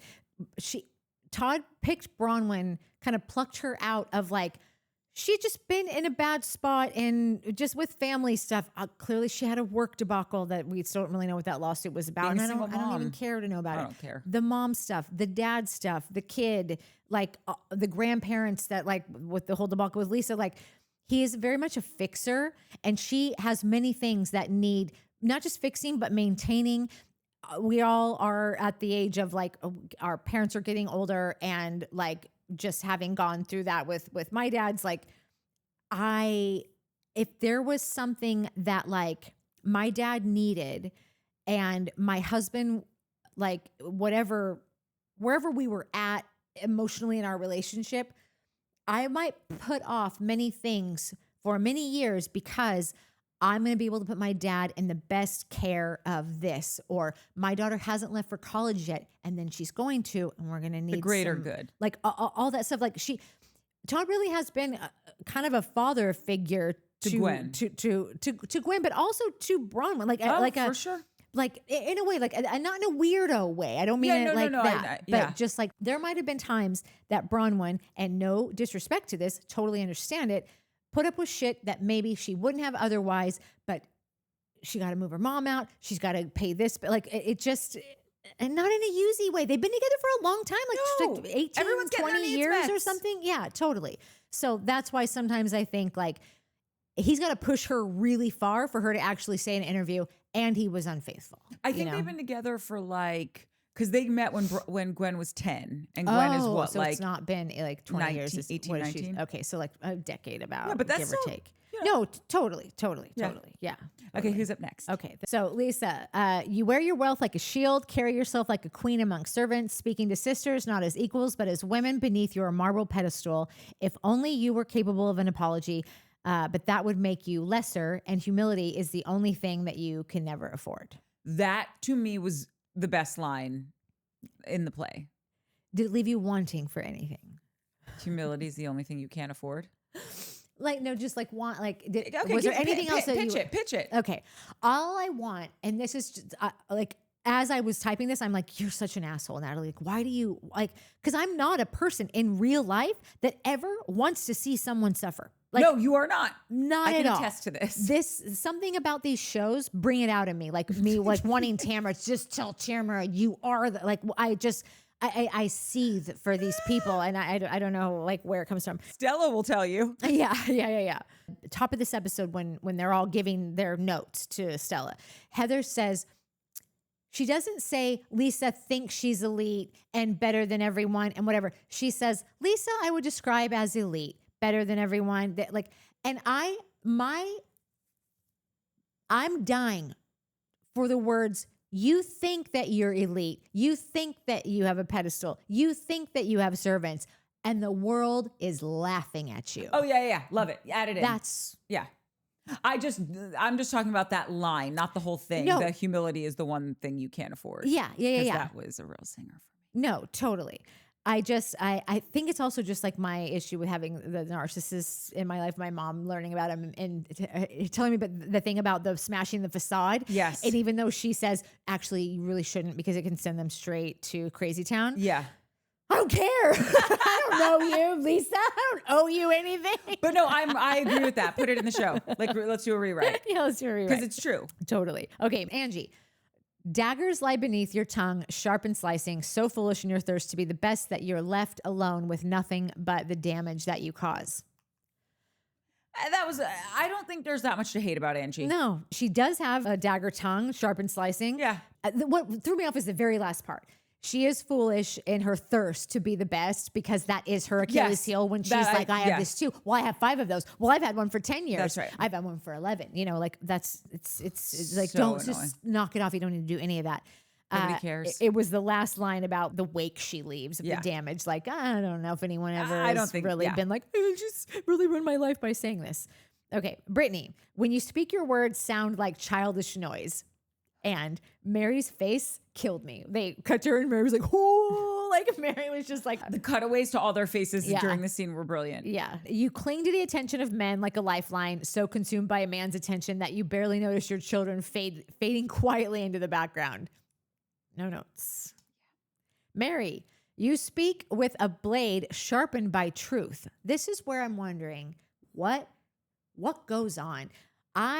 I'm always looking at like, that's propaganda. Like I'm always looking at that with like anything political or anything you're like that's in your local community. Why are they doing this? Why did they pass that bill? That seems like they're forgetting about this or they're grandstanding on this. In reality shows, I don't need I don't. That's why I haven't watched the Mary doc. I don't want to know. I've told you this from the beginning because you know a lot of celebrities. So when I'm like, oh, I loved her in this, and you're like, she's crazy. She's a fucking lunatic. And I'm like, I don't need my celebrities, my entertainment to be upstanding citizens. I just don't. I would rather not know and just enjoy the ride. I fully get that. Yes. It's just when I've had like a personal experience with someone that totally. all of a sudden now I'm like, nah, I can't. You were not nice. And now I can't forget that. No, I know. There's one that every time I'm like, damn it, still that you could totally beat this out, but who? I'll bleep it. Oh, the worst. Anyway. Okay, what they said about Mary. You speak with a blade sharpened by truth. That to me sounds like they're making her out to be a truthful person. When the soothsayer, but just says it in a tough way. Yeah. Your words sting despite your conviction. Conviction and truth, these are great traits. And you're leading me to believe that Mary has conviction and truth. I want to believe that, so I'm going to. If we're basing it off of just this season and last and not looking into who she is, sure, I could roll with that. But like, we know there's been more than this. Season 6. That's there's 5 other seasons that she has been a Looney Tune. You must learn that even the righteous must bend, for without forgiveness, your conviction becomes a cage. Okay, I don't know. I just think that they missed the mark on Mary all around I agree. because which makes me wonder, like, why are you like, I don't know why. Like, did Mary say, I've got this thing coming out. I will come in here and give you my all, but you cannot, you can only exalt me, basically. I also because I'm only feel here like because I need the PR for it, or I'm out. The lady who married her grandfather out. You know, there are so many times during the entirety of this show, like from season 1 to season 6, where people have like kissed the ring of Mary. Yeah. And I never get it. And I always think like, what? Like, remember when Bronwyn first was on the show, she really wanted to befriend Mary, and so did Angie. And like, I never thought of Mary as the top dog. So I was always confused by that strategic move and like how they kiss her ass a lot of the time. And so I just wonder, like, does Mary have something on you guys? Is there something, we're missing a piece of the puzzle because they've done it from jump and I've never understood it. And then this, which what Stella wrote about her was kind of the same thing where it's like, why aren't you guys saying like Mary asks her parishioners to remortgage their home so that Jesus will love them more. Yeah. Like, why aren't we talking about that stuff? But none of them do. They all kowtow to her. I have the same exact questions as you. Maybe it is because of the line that we've all heard that I've now said twice this episode. The show was greenlit the moment that they said, and we have a woman who married her grandfather. Yeah. And so if they read that, if you're getting on the show and you're reading all up on it and you read that, is she the Craig of Salt Lake? You know, where it's like you don't like they are the kingmaker in a way. Like they will decide if you stay or leave, because if like this person single-handedly got it greenlit after being however long in development, because shit can sit on a development slate for years and years and years and just be a constant thing on the whiteboard that is fading away, but still there. It's still in the running. If that is the thing that got the show on, you might believe like, this is the lady I need to get in with, because that's really all that matters. And a lot of times that's true, but it's just so weird because of all the shit that we know about Mary, and also just how weird she's been for so many years. Yeah. All that said, I have loved her like no other this whole season, and I appreciate her, and I don't want to know anything else about it, because that would just, what do I have to gain from that? Nothing. Well, I want to know. I just have really loved her this season. Yeah. Anyway, carry on. Whitney, we're compelled to dismiss you as shallow, a flirt, a body without a mind. You speak wisdom in passing, but no one listens long enough to hear you. If you want to be more than decoration at the table, you must speak up. All of that true, but the if you want, then do this. She always speaks up. Yeah. So maybe you gotta do it different. Like in acting school, when you're doing a scene, like, you know, freshman year in my acting school, it was, okay, you're not getting what you want, change your objective. You're not getting what you want, change your objective. Yeah. Like, I feel like she needs to change her objective. Yeah. And, the way that she even, like I said, TLDR, like the way that it's so like on my healing journey and whatever, maybe stop pronouncing all your E's with is, you know, maybe that's something. She really does come across as a child. Like, like if Brittany weren't such a child, then Whitney was always the child of the group before this. Brittany just now is more so one. So it's taking the heat off, but I feel like the only reason that Whitney even has gotten as far as she has is because her cousin is Heather, and Heather's like, now that's her minion, you know, and now she's just like, and that'll buy you some screen time. So she's also a good supporting housewife. They can't all be quarterbacks. No, totally. But she's just so easily replaceable to me. Like if like they were like, oh, we have this other woman, but we don't really have a spot for her. Get rid of Whitney, Brittany, Whitney, whatever. Get rid of one of the Itneys. Okay, Meredith, which is probably the best one, like the easiest one to be like, well, duh. Yeah. You hide behind your semantics. Twisting language to dodge blame. Arguing with you is like shouting into a maze. You drift between brilliance and confusion. Your behavior is unpredictable. Ding, ding, ding. I don't know. You couldn't have written it better. Nailed it. Yeah. After that it closes out by saying, Meredith looks down, and for the first time, the words fail her, which they have for the last 2 episodes. Thank you, Bronwyn. Everyone wears guilt in their eyes, they raise their glasses, swallowing the truth like poison. Glasses drop, hands tremble. For the first time, the house is too quiet.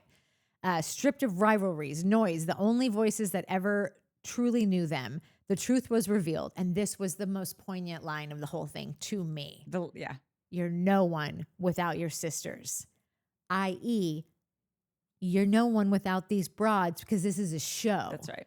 And so you can call them every name in the book. You can say they're making your life a living hell, and you all still show up to work tomorrow because all you want is fame and to be on this friggin' television show, and you're no one without the other housewives. That's right. Like, Lisa, you might think you're so much above them, but we would not know your name if it wasn't for these chicks. Exactly. I love that line. Because Lisa has been around. I don't know if you saw this, but I posted it on the community posts. Yeah. Like I'm watching Shaw's on the reboot or on the rewatch to you know, gussy up for what's to come and research. And I see her, and she's being like, do you remember this scene with Lisa? No, I don't. So Lily's talking to someone who is from another bikini company. Lily Galici is talking to this other woman that is like the public relations for a company that really wants Lily to come on and consult for their brand and like redo the this and that and the other. And it's like the same shit that Lily's already making. So she needs some push.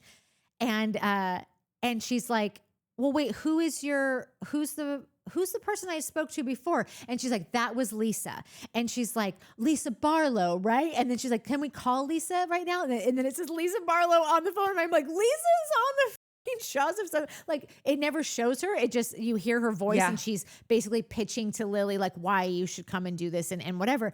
But I just like, which I thought was funny because it says, Lisa Barlow, marketing manager or something like that. And I'm like, I told you, she's just the help. She's not the bitch. She is the party planner. And that is it. That is why she's at the party, because she's planned it. And this is her staff. And she's got to make sure everyone's got their handkerchief tucked in and whatever. I just thought it was funny to see her there. Yeah. But I think she's been on a handful of shows in this capacity where she's bopping in to do something or whatever. I think that she's been trying to do this for a decades probably. And now she's here. And again, proves to be true. You are no one without this group of women. You've worked this hard to get here. You better start being nice to these hoes. Yep. Yeah. When they go into that next part about where everyone's just kind of reacting, it was breathtaking. Because they were all kind of kumbayaing a little bit, like, oh, wow, that was I can't, I guess, should we give up the game and just be whatever? Oh, Meredith saying everyone needs a friend, and if not for friends, then what? Whatever. And it pans to Bronwyn being like, what the fuck? Like, Bronwyn's the only person there that's reacting. Oh, I think she reacts when Angie and Lisa are having like a moment and being like praising each other. I really love you. I really love you too. I hold you in such high esteem. And then it cuts to Bronwyn's face and she's like,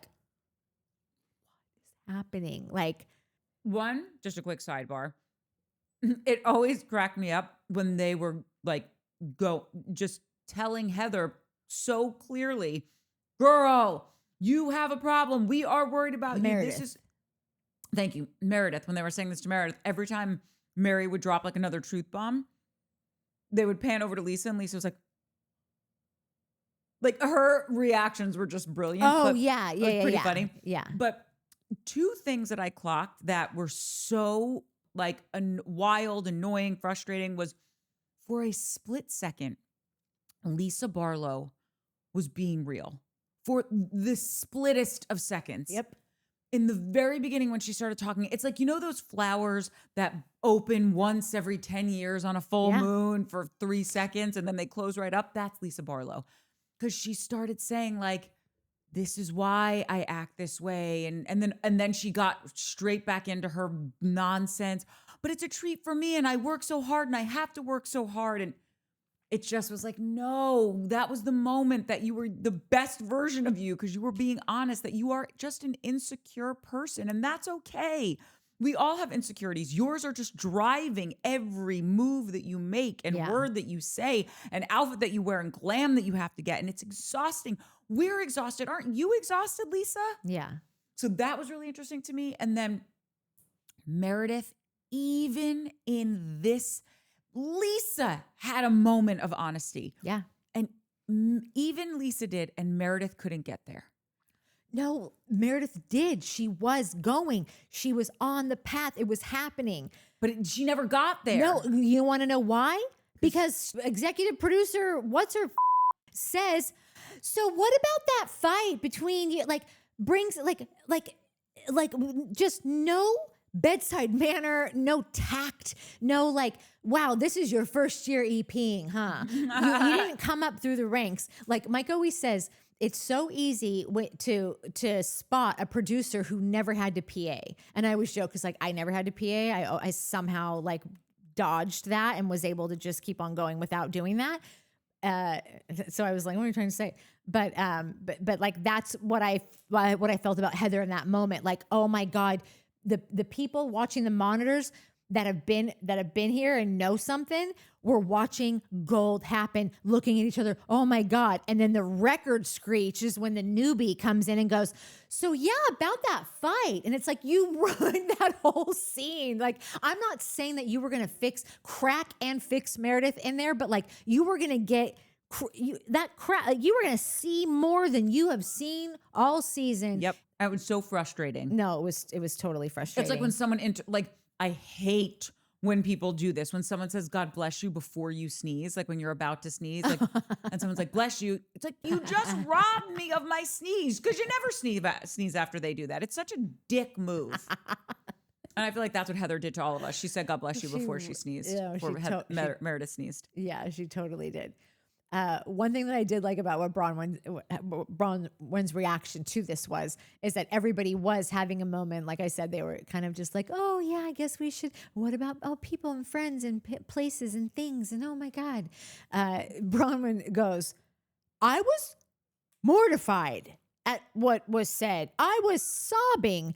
I was also heartbroken for all of you because some of those things should have felt very cutting.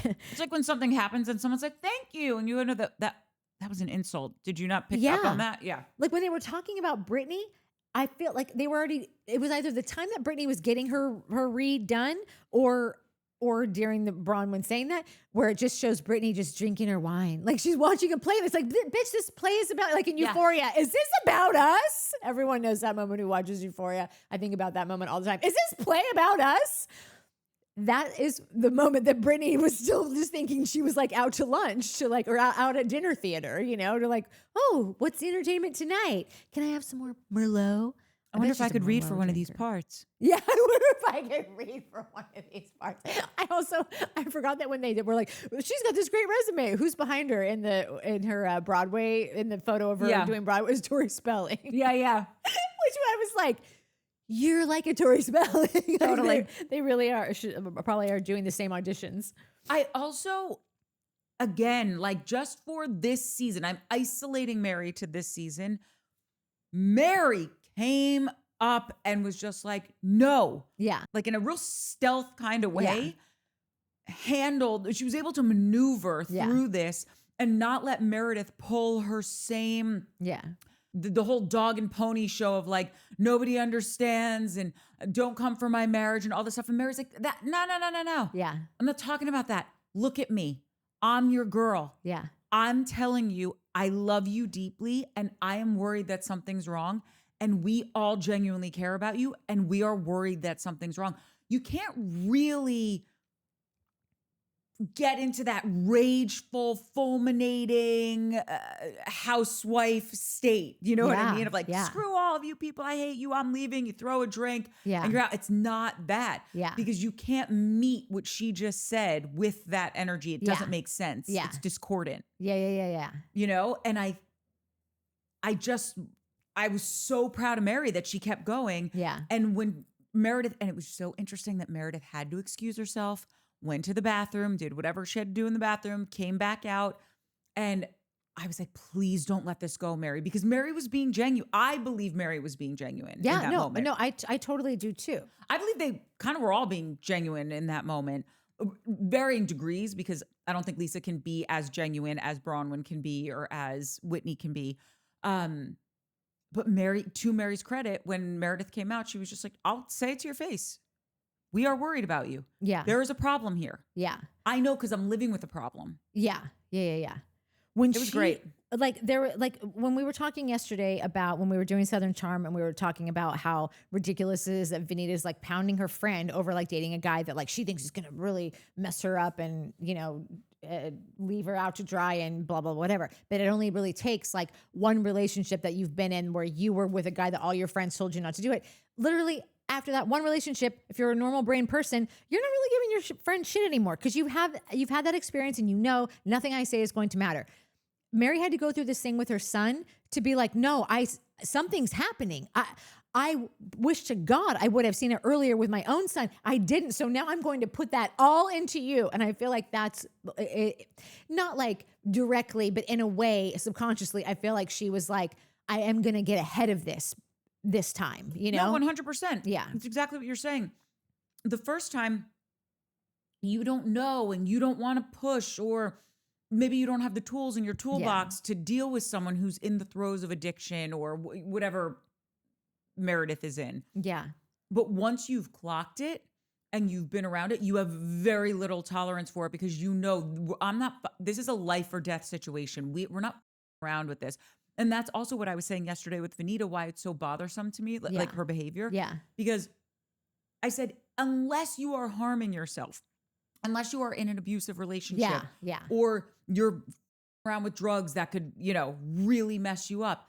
That's when you step in and you say, listen, it's me or the drugs. It's me or this other, your sig other. Yeah. Not when she's dating a fuck boy. Yeah. You know what I mean? Like, let it go, ho. Yeah. Bringing it back to Salt Lake, Mary was completely warranted in everything she said to Meredith. And I do think she has her best interest at heart. And I'm going to be super curious to see where they are at the reunion. Reunion looks like it's going to be good. No, I think so too. After Meredith storms off, or I don't know if this is before or after, but at some point, Mary says the line that we've all been thinking this entire time. Why are we here if we're not friends? Like, thank you, Mary. I don't know. You must have been watching the show. I was going to say, when she said that, I was like, that is Natalie wrote that line. And then I knew that would make you happy. It really did. I just, so much of my happiness on these shows revolves around true friendships that have like a ton of history. And so when they're all talking shit to each other, you're like, you've earned that. You really do care. This isn't for the scene. Or maybe it is, but maybe you were already planning on having this conversation. And the most that you made a showbiz move out of was you waited until tomorrow to do it instead of calling her tonight. That's still as real as reality TV is going to get. So, and that's what I think having those real friendships actually affords these shows, is we can actually trust, like, no, she really does think this. It really is a thing. Okay. And then after, Meredith storms off and then she comes back and she says, I have one question. What is the goal? Asking the group, what the goal is of this. And all I wanted to hear someone say was what do you think the goal is?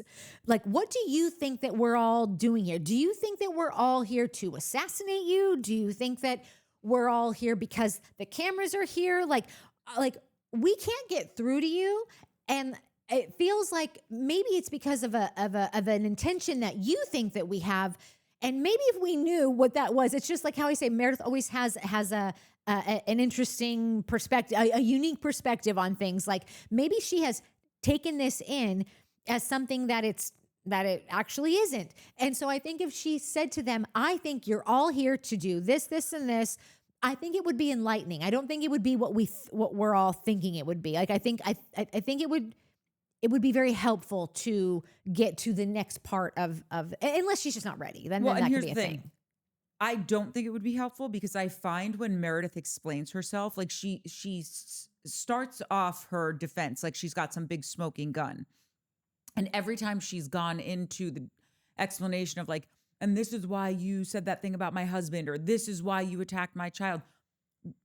It doesn't, for someone who thinks that they're such a logic-based, lawyer-minded person. She's not at legal-minded person. She's a very odd lawyer. I would have never probably why pegged she's her. not a lawyer anymore. Right. Nobody hired her. Yeah.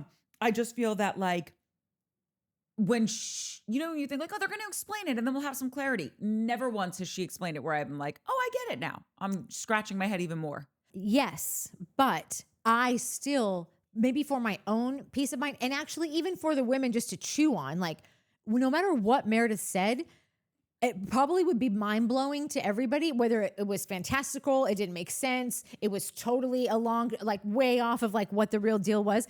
I would have liked to see the women's faces and been like, okay, we are on such different pages. That's why this is not going to work right now. This is not maybe down the road.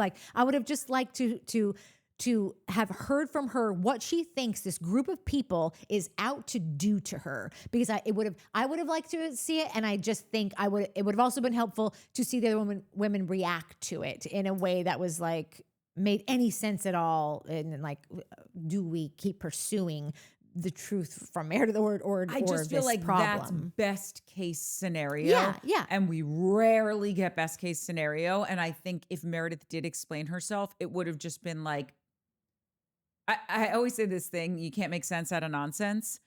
Right. But I think what she would say would have been gobbledygook nonsense. And that's all she's been saying. So it just would have solidified the fact that it's solidified.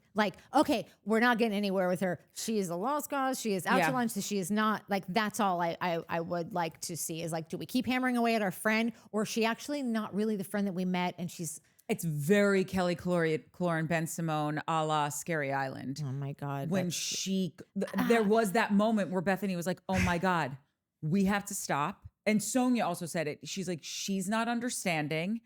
And this is bad. And we're like, they all, even though they're filming a show and there's rivalries and whatever, in that moment, every woman realized, oh, something actually like wrong bigger with you. life and death is happening Yeah. with you right now. And she had to have a producer escort her home. Right. Did she come back the following season?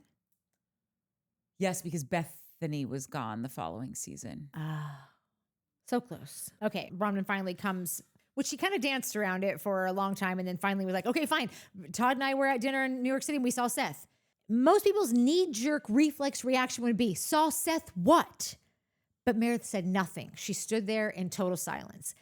And that is like in a weird, silent way that it's not really solidifying anything, but it was enough for me. Yeah. I think that maybe my take on this is that, you know, when they first started the show, she was having a lot of talk around her about they have an open marriage. They both are with other people. They cheat on each other, but it's an understanding. I don't think it was an open marriage. I think they were working through marital issues. And I don't know if they were legally separated or just doing a separation where like she's going to try to date other people and so Right. is he. But it wasn't an open marriage where it's like, no, we're happily married, but like we should up other people. Either way, they were both in acceptance of the fact that they are still going to be married, but they are going to be dating or pursuing other relationships, whether they were still going to be possibly working on their own, but like they both know that they're out there doing, and she never confirmed that. This was all just chatter, I think, and tell me if I'm wrong. I could totally be wrong. I forget everything. But as far as I know, she always denied that. That's not a thing. She would just sum it up to saying, yes, we went through a time of, you know, we battled through as all marriages do, have a moment. And then there's hard times, marriages work, blah, blah, blah. I feel like she really just gave it that whole, you know, dog and pony show tied in a bow and whatever wasn't really what it was. But what I think probably happened is that they did for a time. They were both open to experiencing other relationships, and they've clearly made it back together, and they're doing their thing. And I think that probably Meredith is either knows that Seth has done something since then, or is paranoid that he is still practicing in that, or whatever. Like it just seems like if this is all, she's not doing that, and Seth very well may be, and that is what is driving her to drink. Well, literally. I can't crack it up to anything else. No, I think that all the framework is there. You get it, right, Minnie? Yeah, Minnie. She gets it. Is all I have. I'm going to ask Mike if he's going to do comments, but do you have anything else? Sorry. I have nothing else. And we have a special guest. Oh, yeah. No, I can't do. Oh my God! Wait, guys. You have to be people that can't ambidextrous. walk and chew gum at the same time, like Yeah. they're like they can't do the. Oh, wait. Oh God, hold on. Okay, I knew I could do it. That's me doing the thing on the screen. Oh, that was my favorite. Natalie was trying to figure out which direction to go. Okay, anyway, I can't. What? Look, I just do this. I can. Wait, but you're left-handed? Yeah. Nerd. I know we talked about this already. I don't but know what is happening. Looks Guys, it's almost 11. I worked a full day. I don't know what to tell you. I'm not a one-man air band, okay? Oh my God, dude. I've been back there bawling my eyes out basically since 5 minutes after I left you guys. Wait, why? Because sometimes I like to just go play music and find new people and just get all emo. And I found a dude that is going to change my goddamn life. Stephen Wilson Jr. If you guys know, you know. If you don't, Google you some Stephen Wilson Jr. I'm just glad it's not Stephen Miller because that would have been a real problem for Natalie. Real big time Literally problem. life-changing. Like straight up, I'm not even kidding. This Middle- craziest dude I've ever seen in my life. Wait, did any POL from Shane? Oh, yeah. He's alive though. Yeah. I Fantastic. knew he would be. Okay, Mike, just do your thing. Huh? Do your 5 comments. Let's get this party started so Courtney can get back to her life. Are you telling me how I should do my job? Fantastic. A little bit. Big time. Danielle Warren. This is a big comment, but I'm only going to say the bottom part. What up, Mike? What up, Danielle? Just shout out. And you know the 1562. I haven't heard from her in a minute. Merry Christmas, guys. I'm so glad I tuned in today. I really needed a good laugh. You're all just a bright spot in my day. Much love from Texas. Yeehaw! Hook 'em horns, I think. Is it hook 'em horns or hook 'em with the horns? Your dads are going to come back down from the heavens and smack you upside your... Oh, that'd be great. Do it again. Don't ever say that in this My family. dad would always say, "Why did I spend all this money on the Texas game and you left halfway through?" I'm like, "Because this shit is boring." I drank all the beers I could, ate all the dogs I could. Our friend Paco is one of my best friends, and we our friend too. But on the post of your Cindy Crawford thing, where Shane was like, football, Paco just was not nice to Shane. But I thought it was funny. I know. I had so many comments saved up to tell Shane, like, let me tell you about this. That's probably why he didn't show up. Yeah. Organza said something, or no, it wasn't Organza. Maybe it was Benji that said. Benji had came with the fire. Yeah, that he dropped. Some might say he dropped the ball in the everything game. Yeah, no, it's bad. Like I said, it's the only time I've ever thought, I don't know if I need to be friends with this dude. I know. Guys. Mary, I want someone to come on this show with class, actual money, a backbone, also a husband she's friends with, and they like each other, etc. To be able to call out Heather's bullshit and stand up to her. I hate to say it, but Heather has needed to come down a peg or two. Meredith needs to go, and Lisa maybe too. Also, I can't stand Brittany sometimes. Show me more Angie and Bronwyn. I like Mary, but I'm curious to see the documentary next month. I recorded it. We're going to watch it. And Oh, I'm so thank see what God. happens, yeah. Natalie said she didn't want to. Wait, which one? Wait, the Mary one, the Mary's- church one. Mary already I'm watched it. gonna Mary opt out I of can't it. watched it, and she asked if we've watched it, and she wants us to talk about Yeah, it. yeah. Yeah, if you guys can talk about it, I just don't. Mary serves a purpose in my life, and I don't need to, have to exit her stage. I mean, listen, stage right. I've never heard of a church documentary that ended well. Just saying. I haven't seen them all. So If I really believe that there was Much Ado About Nothing, I would watch it. This is why I'm not watching it, because there probably is something there that I don't need to see. And Minnie Poppins doesn't need to see. Just close your little eyes. Yeah, no for Minnie. and he's a podcast star now. This comment I'll read, but I don't really understand it because I don't watch this show. But it's more so for the person at Scorpio1111, Scorpio119. It's mostly pills with a booze chaser. Sounds fun to me. LLCC4 Meredith, Brooks, and Chloe all talk the same way. Again, don't watch the show, but we watch Next Gen. And, We can confirm. I can Yeah. confirm. I confirmed. This is also, and could you guys please not have a life so I can get an episode a week? Happy holidays. We'd love that. Yeah, Yeah, that's our goal, Your just so wish you know. is our So if you command. know anyone, Yeah. also like, subscribe, and hype, guys. Yeah. geez, we would love to get on that party. Yeah. We'll do a show a day if you want. We'll do 2 shows a day if Yeah. you want. That's Like, if all we had to do was show up here, or actually not show up here, nobody wants to hang out here. Just show up at, a at studio. a larger studio. Yeah. And get paid cash money. Yeah, and we're just ordering food. Our biggest thing is like who gets to decide where to order lunch from. No, we'll If be that's- making so much. You can order from your place. I could order from mine. That's true. But we're That's best true. friends, so we'd want to order from this. That's true. And you would order for me. Yeah, and because you don't that's- want to make the I don't want decision. to. See, that's great. Look at we've already. This is great. When do we Yeah, show we've up? already cut half the budget of food, so we're just gonna split skis. Yeah. I'm getting a cheeseburger. Okay. Lisa, 1981. Ha! I forgot how I may have gone off on Shane just that one time. Mike, I like cripes better than cripes. Okay, Shane is slowly growing on me. He does that. I may also And have. then he no shows. Yeah, and then he does Real it. swift kick to the nuts. Shane is slowly growing on me. I may have also been the one that said, "What? Court dated Shane?" That is the only reason I may like him. That's why we all started liking him. Nice. I kind of feel like I'm Shane's bratty little sister. Merry Christmas and Happy New Year. Merry Christmas and Happy New Year to you, bratty sister. This question I've been asking for as long as I've been watching these dumb shows. Deborah Lashley, I have a question.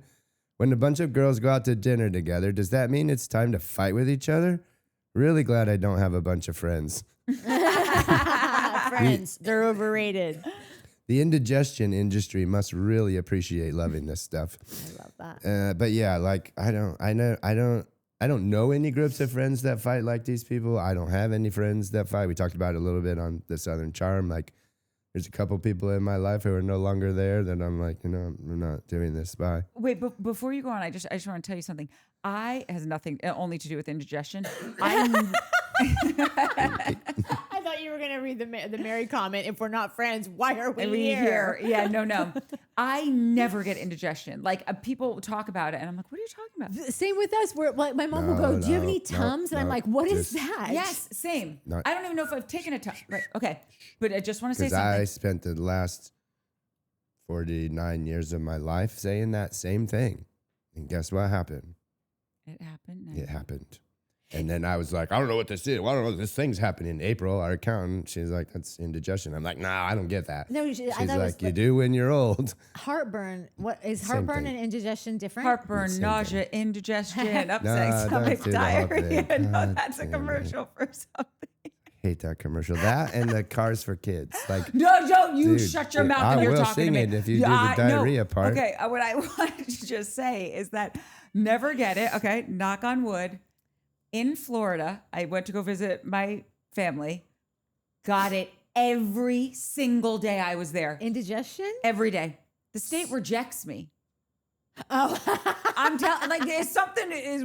I almost missed my flight, not because of me, but something was happening in Los Angeles. I'm just saying, it's suspect, and I'm clocking it, Florida.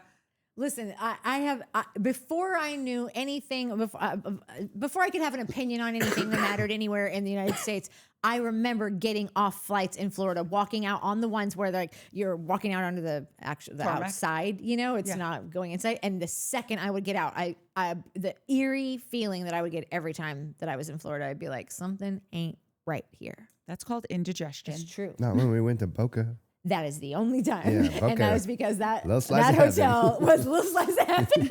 Yeah. We're moving there one day. The overcast in Florida has a spook to it. Yeah. So. Wussies. Anyway. Nicheless Boomer. Oh, you're going to regret you asked this question. Has Shane acted? He has a certain energy. He could definitely play the sheriff in Stranger Things. Maybe you're not going to regret asking. You're going to regret Courtney telling you the movie that he was recently in. I messaged you, Nicheless. He was just in Babylon. And what's so cool is there's a You're going to get to know Shane really well. Yes, because he was naked. And my last name is Abiyadi, and he has it tattooed on his back like a jersey. So I was kind of in the movie. That's fine. I didn't think about that. Congratulations. Finally! Yeah. Literally, this, Shane will be like, no, that's not true. Like, this part was his. And Shane's like, no, that's okay. And they're like, no, like, it's for you, so you have to take it. And I'm sitting here, like, silently just drinking my water, crying. Take the part, you monster! Anyway, he took the part. And I know, and I was happy for him. And by the way, he didn't want to tell me. He's like, because I'm such a bad actor. I'm like, I know you are. And they're still just giving you the part. And he's like, not giving you the part. It's your part. It's your part. They wrote it for you.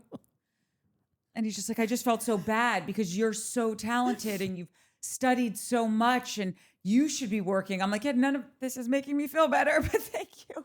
No, it did. It was very sweet. Anyway, okay. XAN3518 said, no one yelled at Meredith for talking on the phone. There was one comment made, she's nuts. And I just want to say yes to all of that. Then Harris said, Shane, I literally ruptured my sinus cavity on a flight home from Hawaii this summer. The fear is valid. He also just had one comment in one of the shorts that just said, Leja. That's great. Nicheless Boomer said, good point, Courtney. I got a Cartier.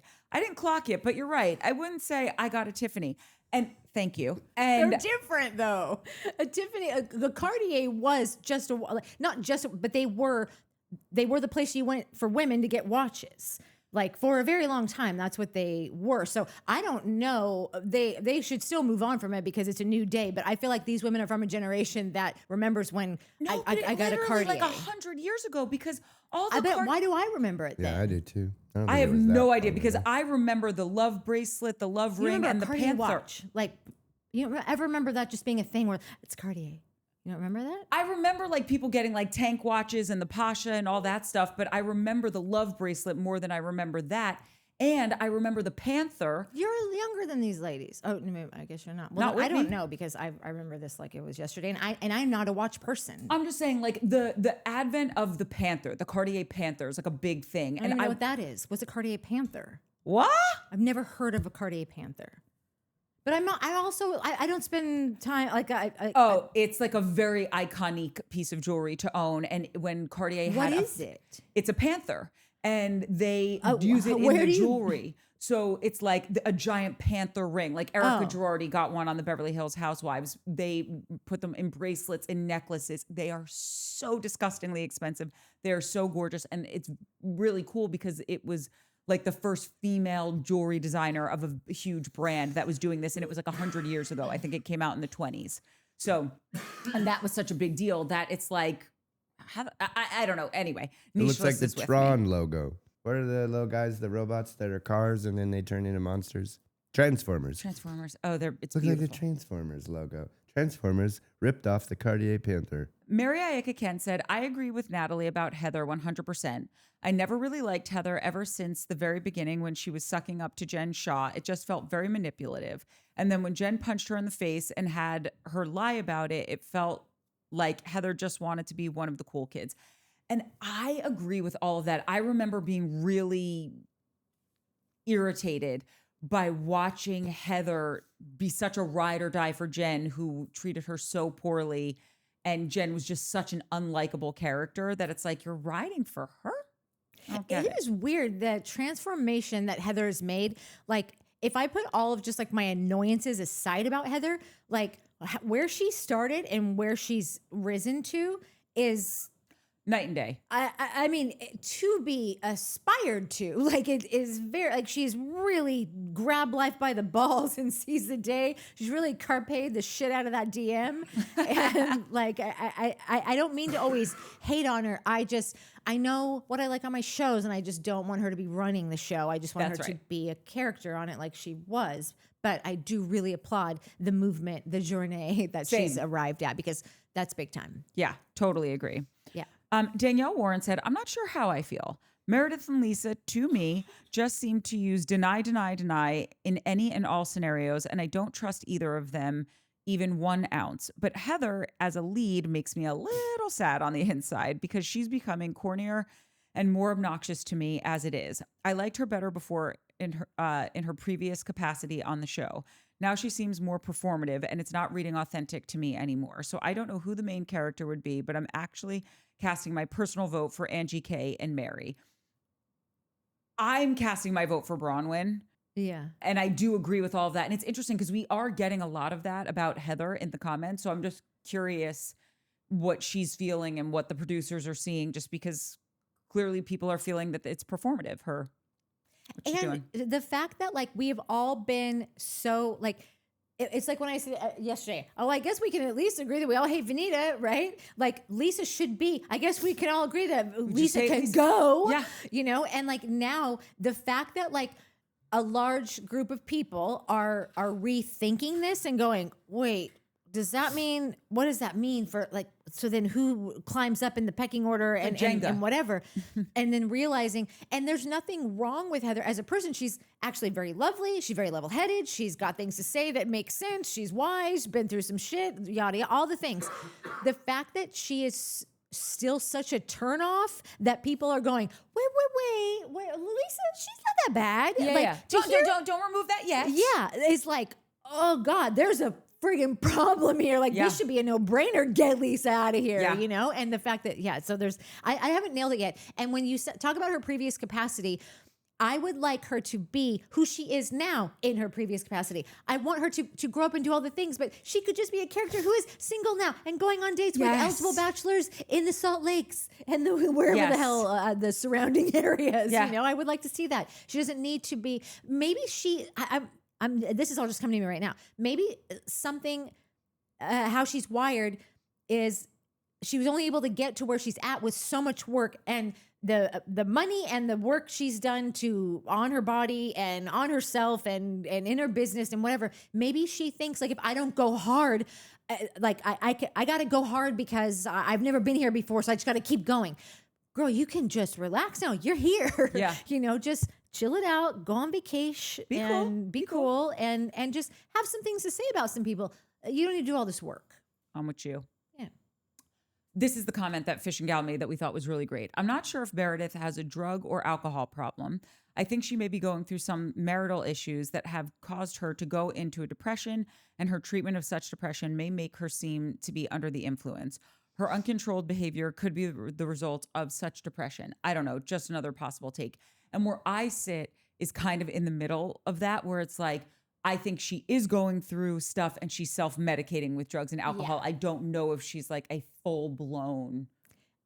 Agreed. And that, like, the only reason that I even that I'm even entertaining that she could be a full-blown addict at all is because Shane is so dialed into this world that I'm like, if you're getting Shane doesn't seem to be like, I don't know. I think he seems to be like, this bitch has got issues. She needs to get out of here. And this is totally irresponsible. Yeah. Like the passion behind it is making me consider it. But I never would have had he not said like, this is what's happening. Correct. And I will say in 13 years, he's never been wrong.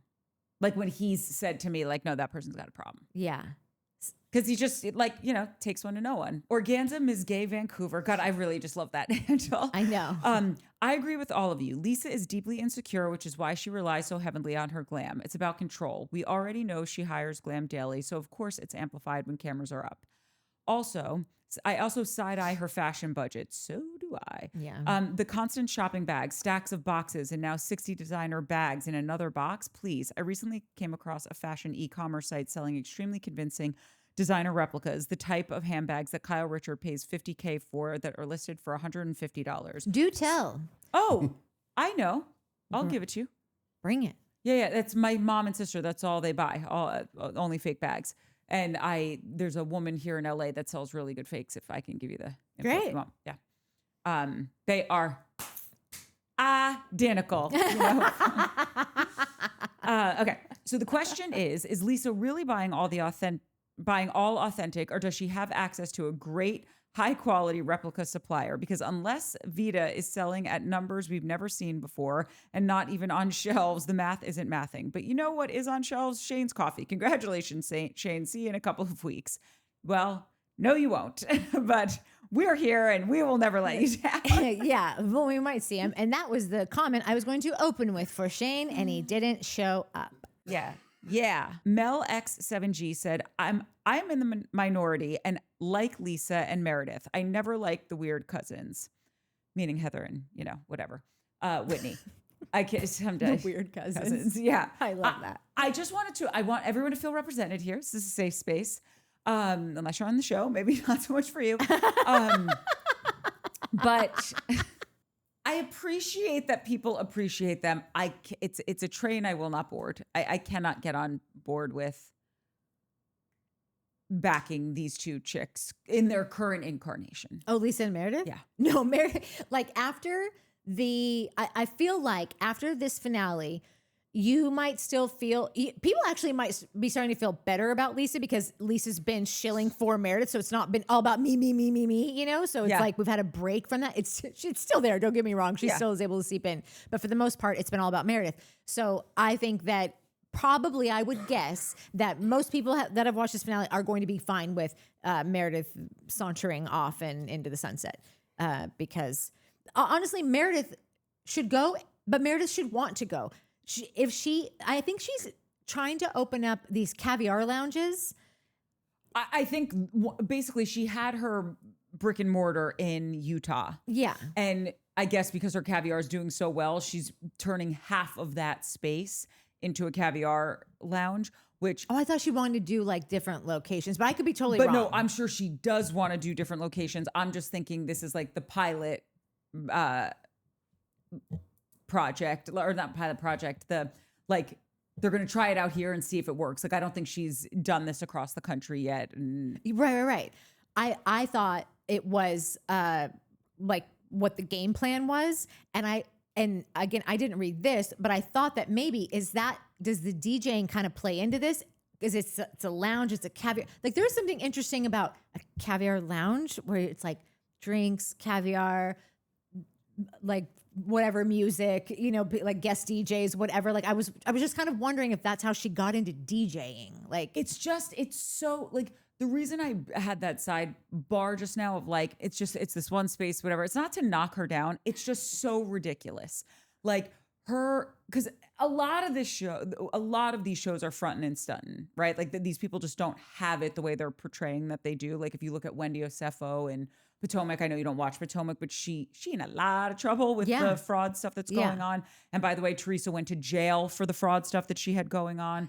Listen, there's a ton of clothing brands that I've never heard of. I'm not a fashionista, but I've never even heard, I don't even know anyone who knows someone who knows about her clothing line, her jewelry line. Like when I see Meredith's. Oh yeah, when no, I see her jewelry, it's a little bit of a head scratcher for me because it doesn't really seem like she's designing anything. It seems like maybe you're just curating a line from places that do make jewelry. Yeah, no, I've never heard of it either. Yeah. And so it's like, right, you had the lease on this spot. You've got the show. You're trying to make fetch happen. It just all seems like a reach. You're not like a funded idea. We're going nationwide and opening up caviar lounges, even if it does seem like a great idea. I'm not trying to beat her up here, like women supporting women, like whatever. There just seems to be a phony element. Yeah. And I'm a little allergic to that. I would not buy a shirt or a bracelet from Meredith's line.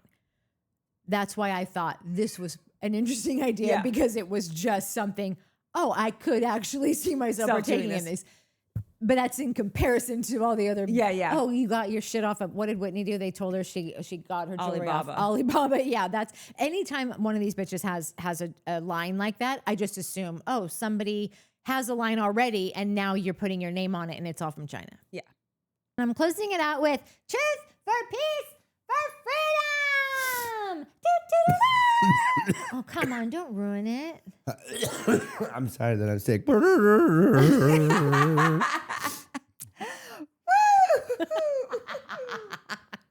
Minnie, get in your spot. Yeah, come on, miniature. She can't be told.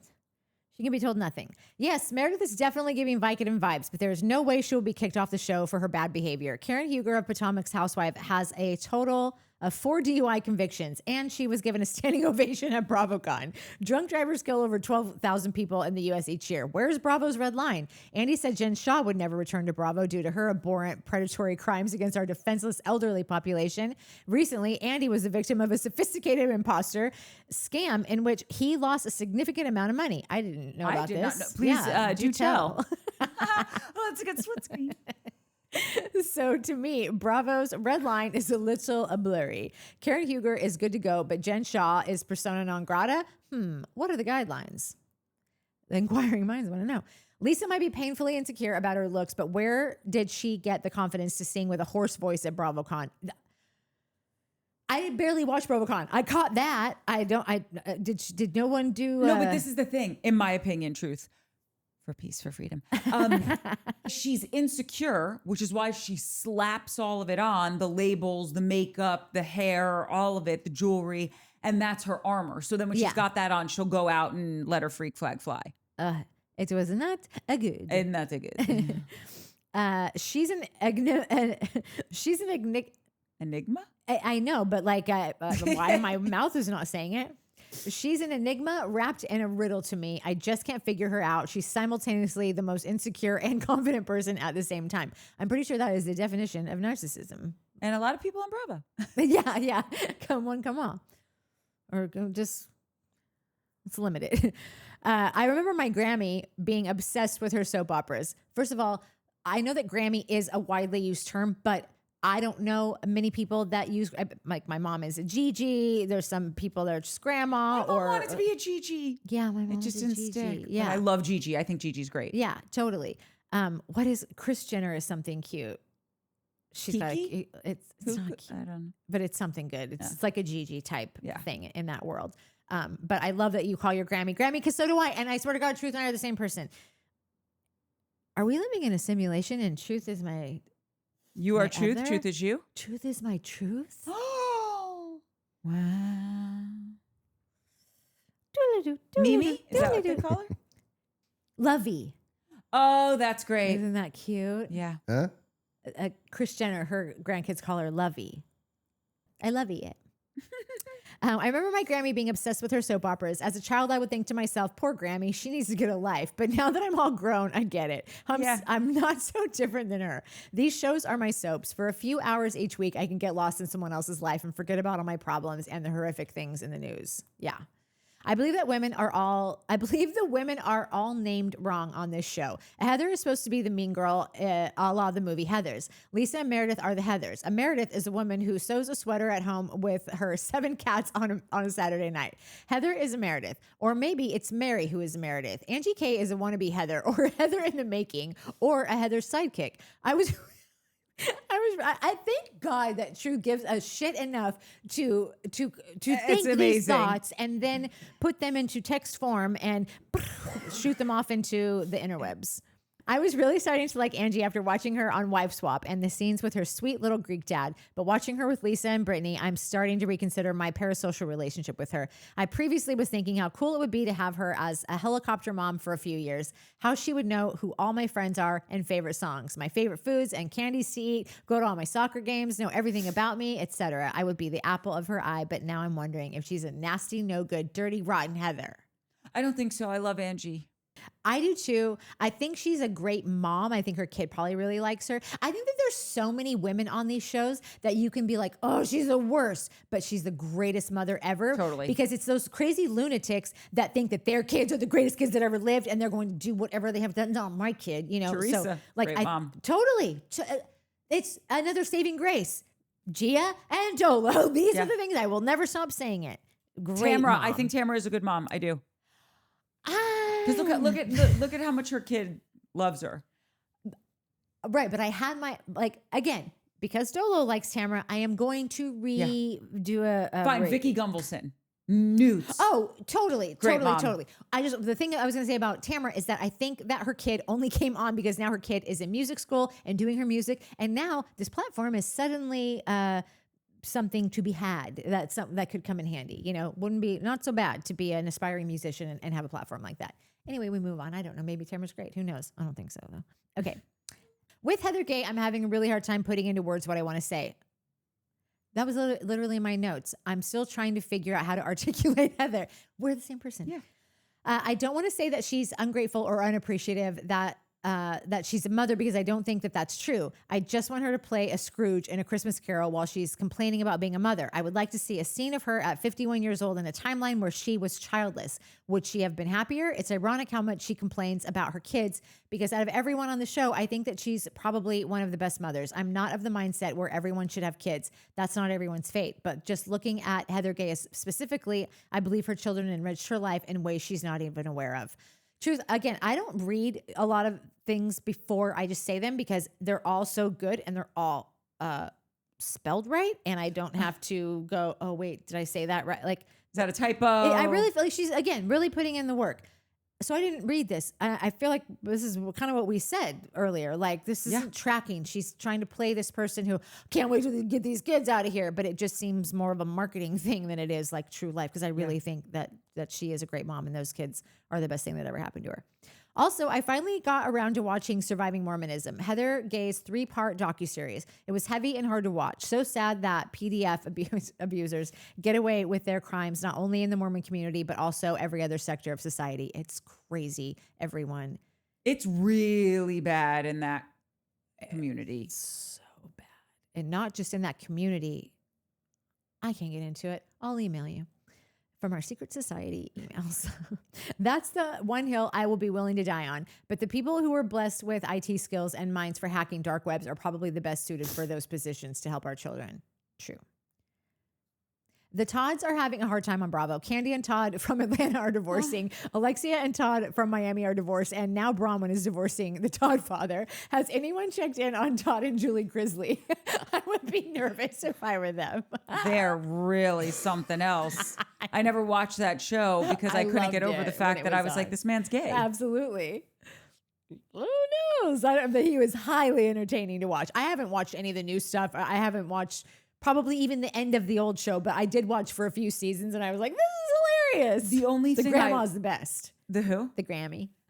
The only thing I watched was, I guess there was some interview on them because they got a pardon. Yeah. And were released from prison because why not? Wow, we're really on sync tonight.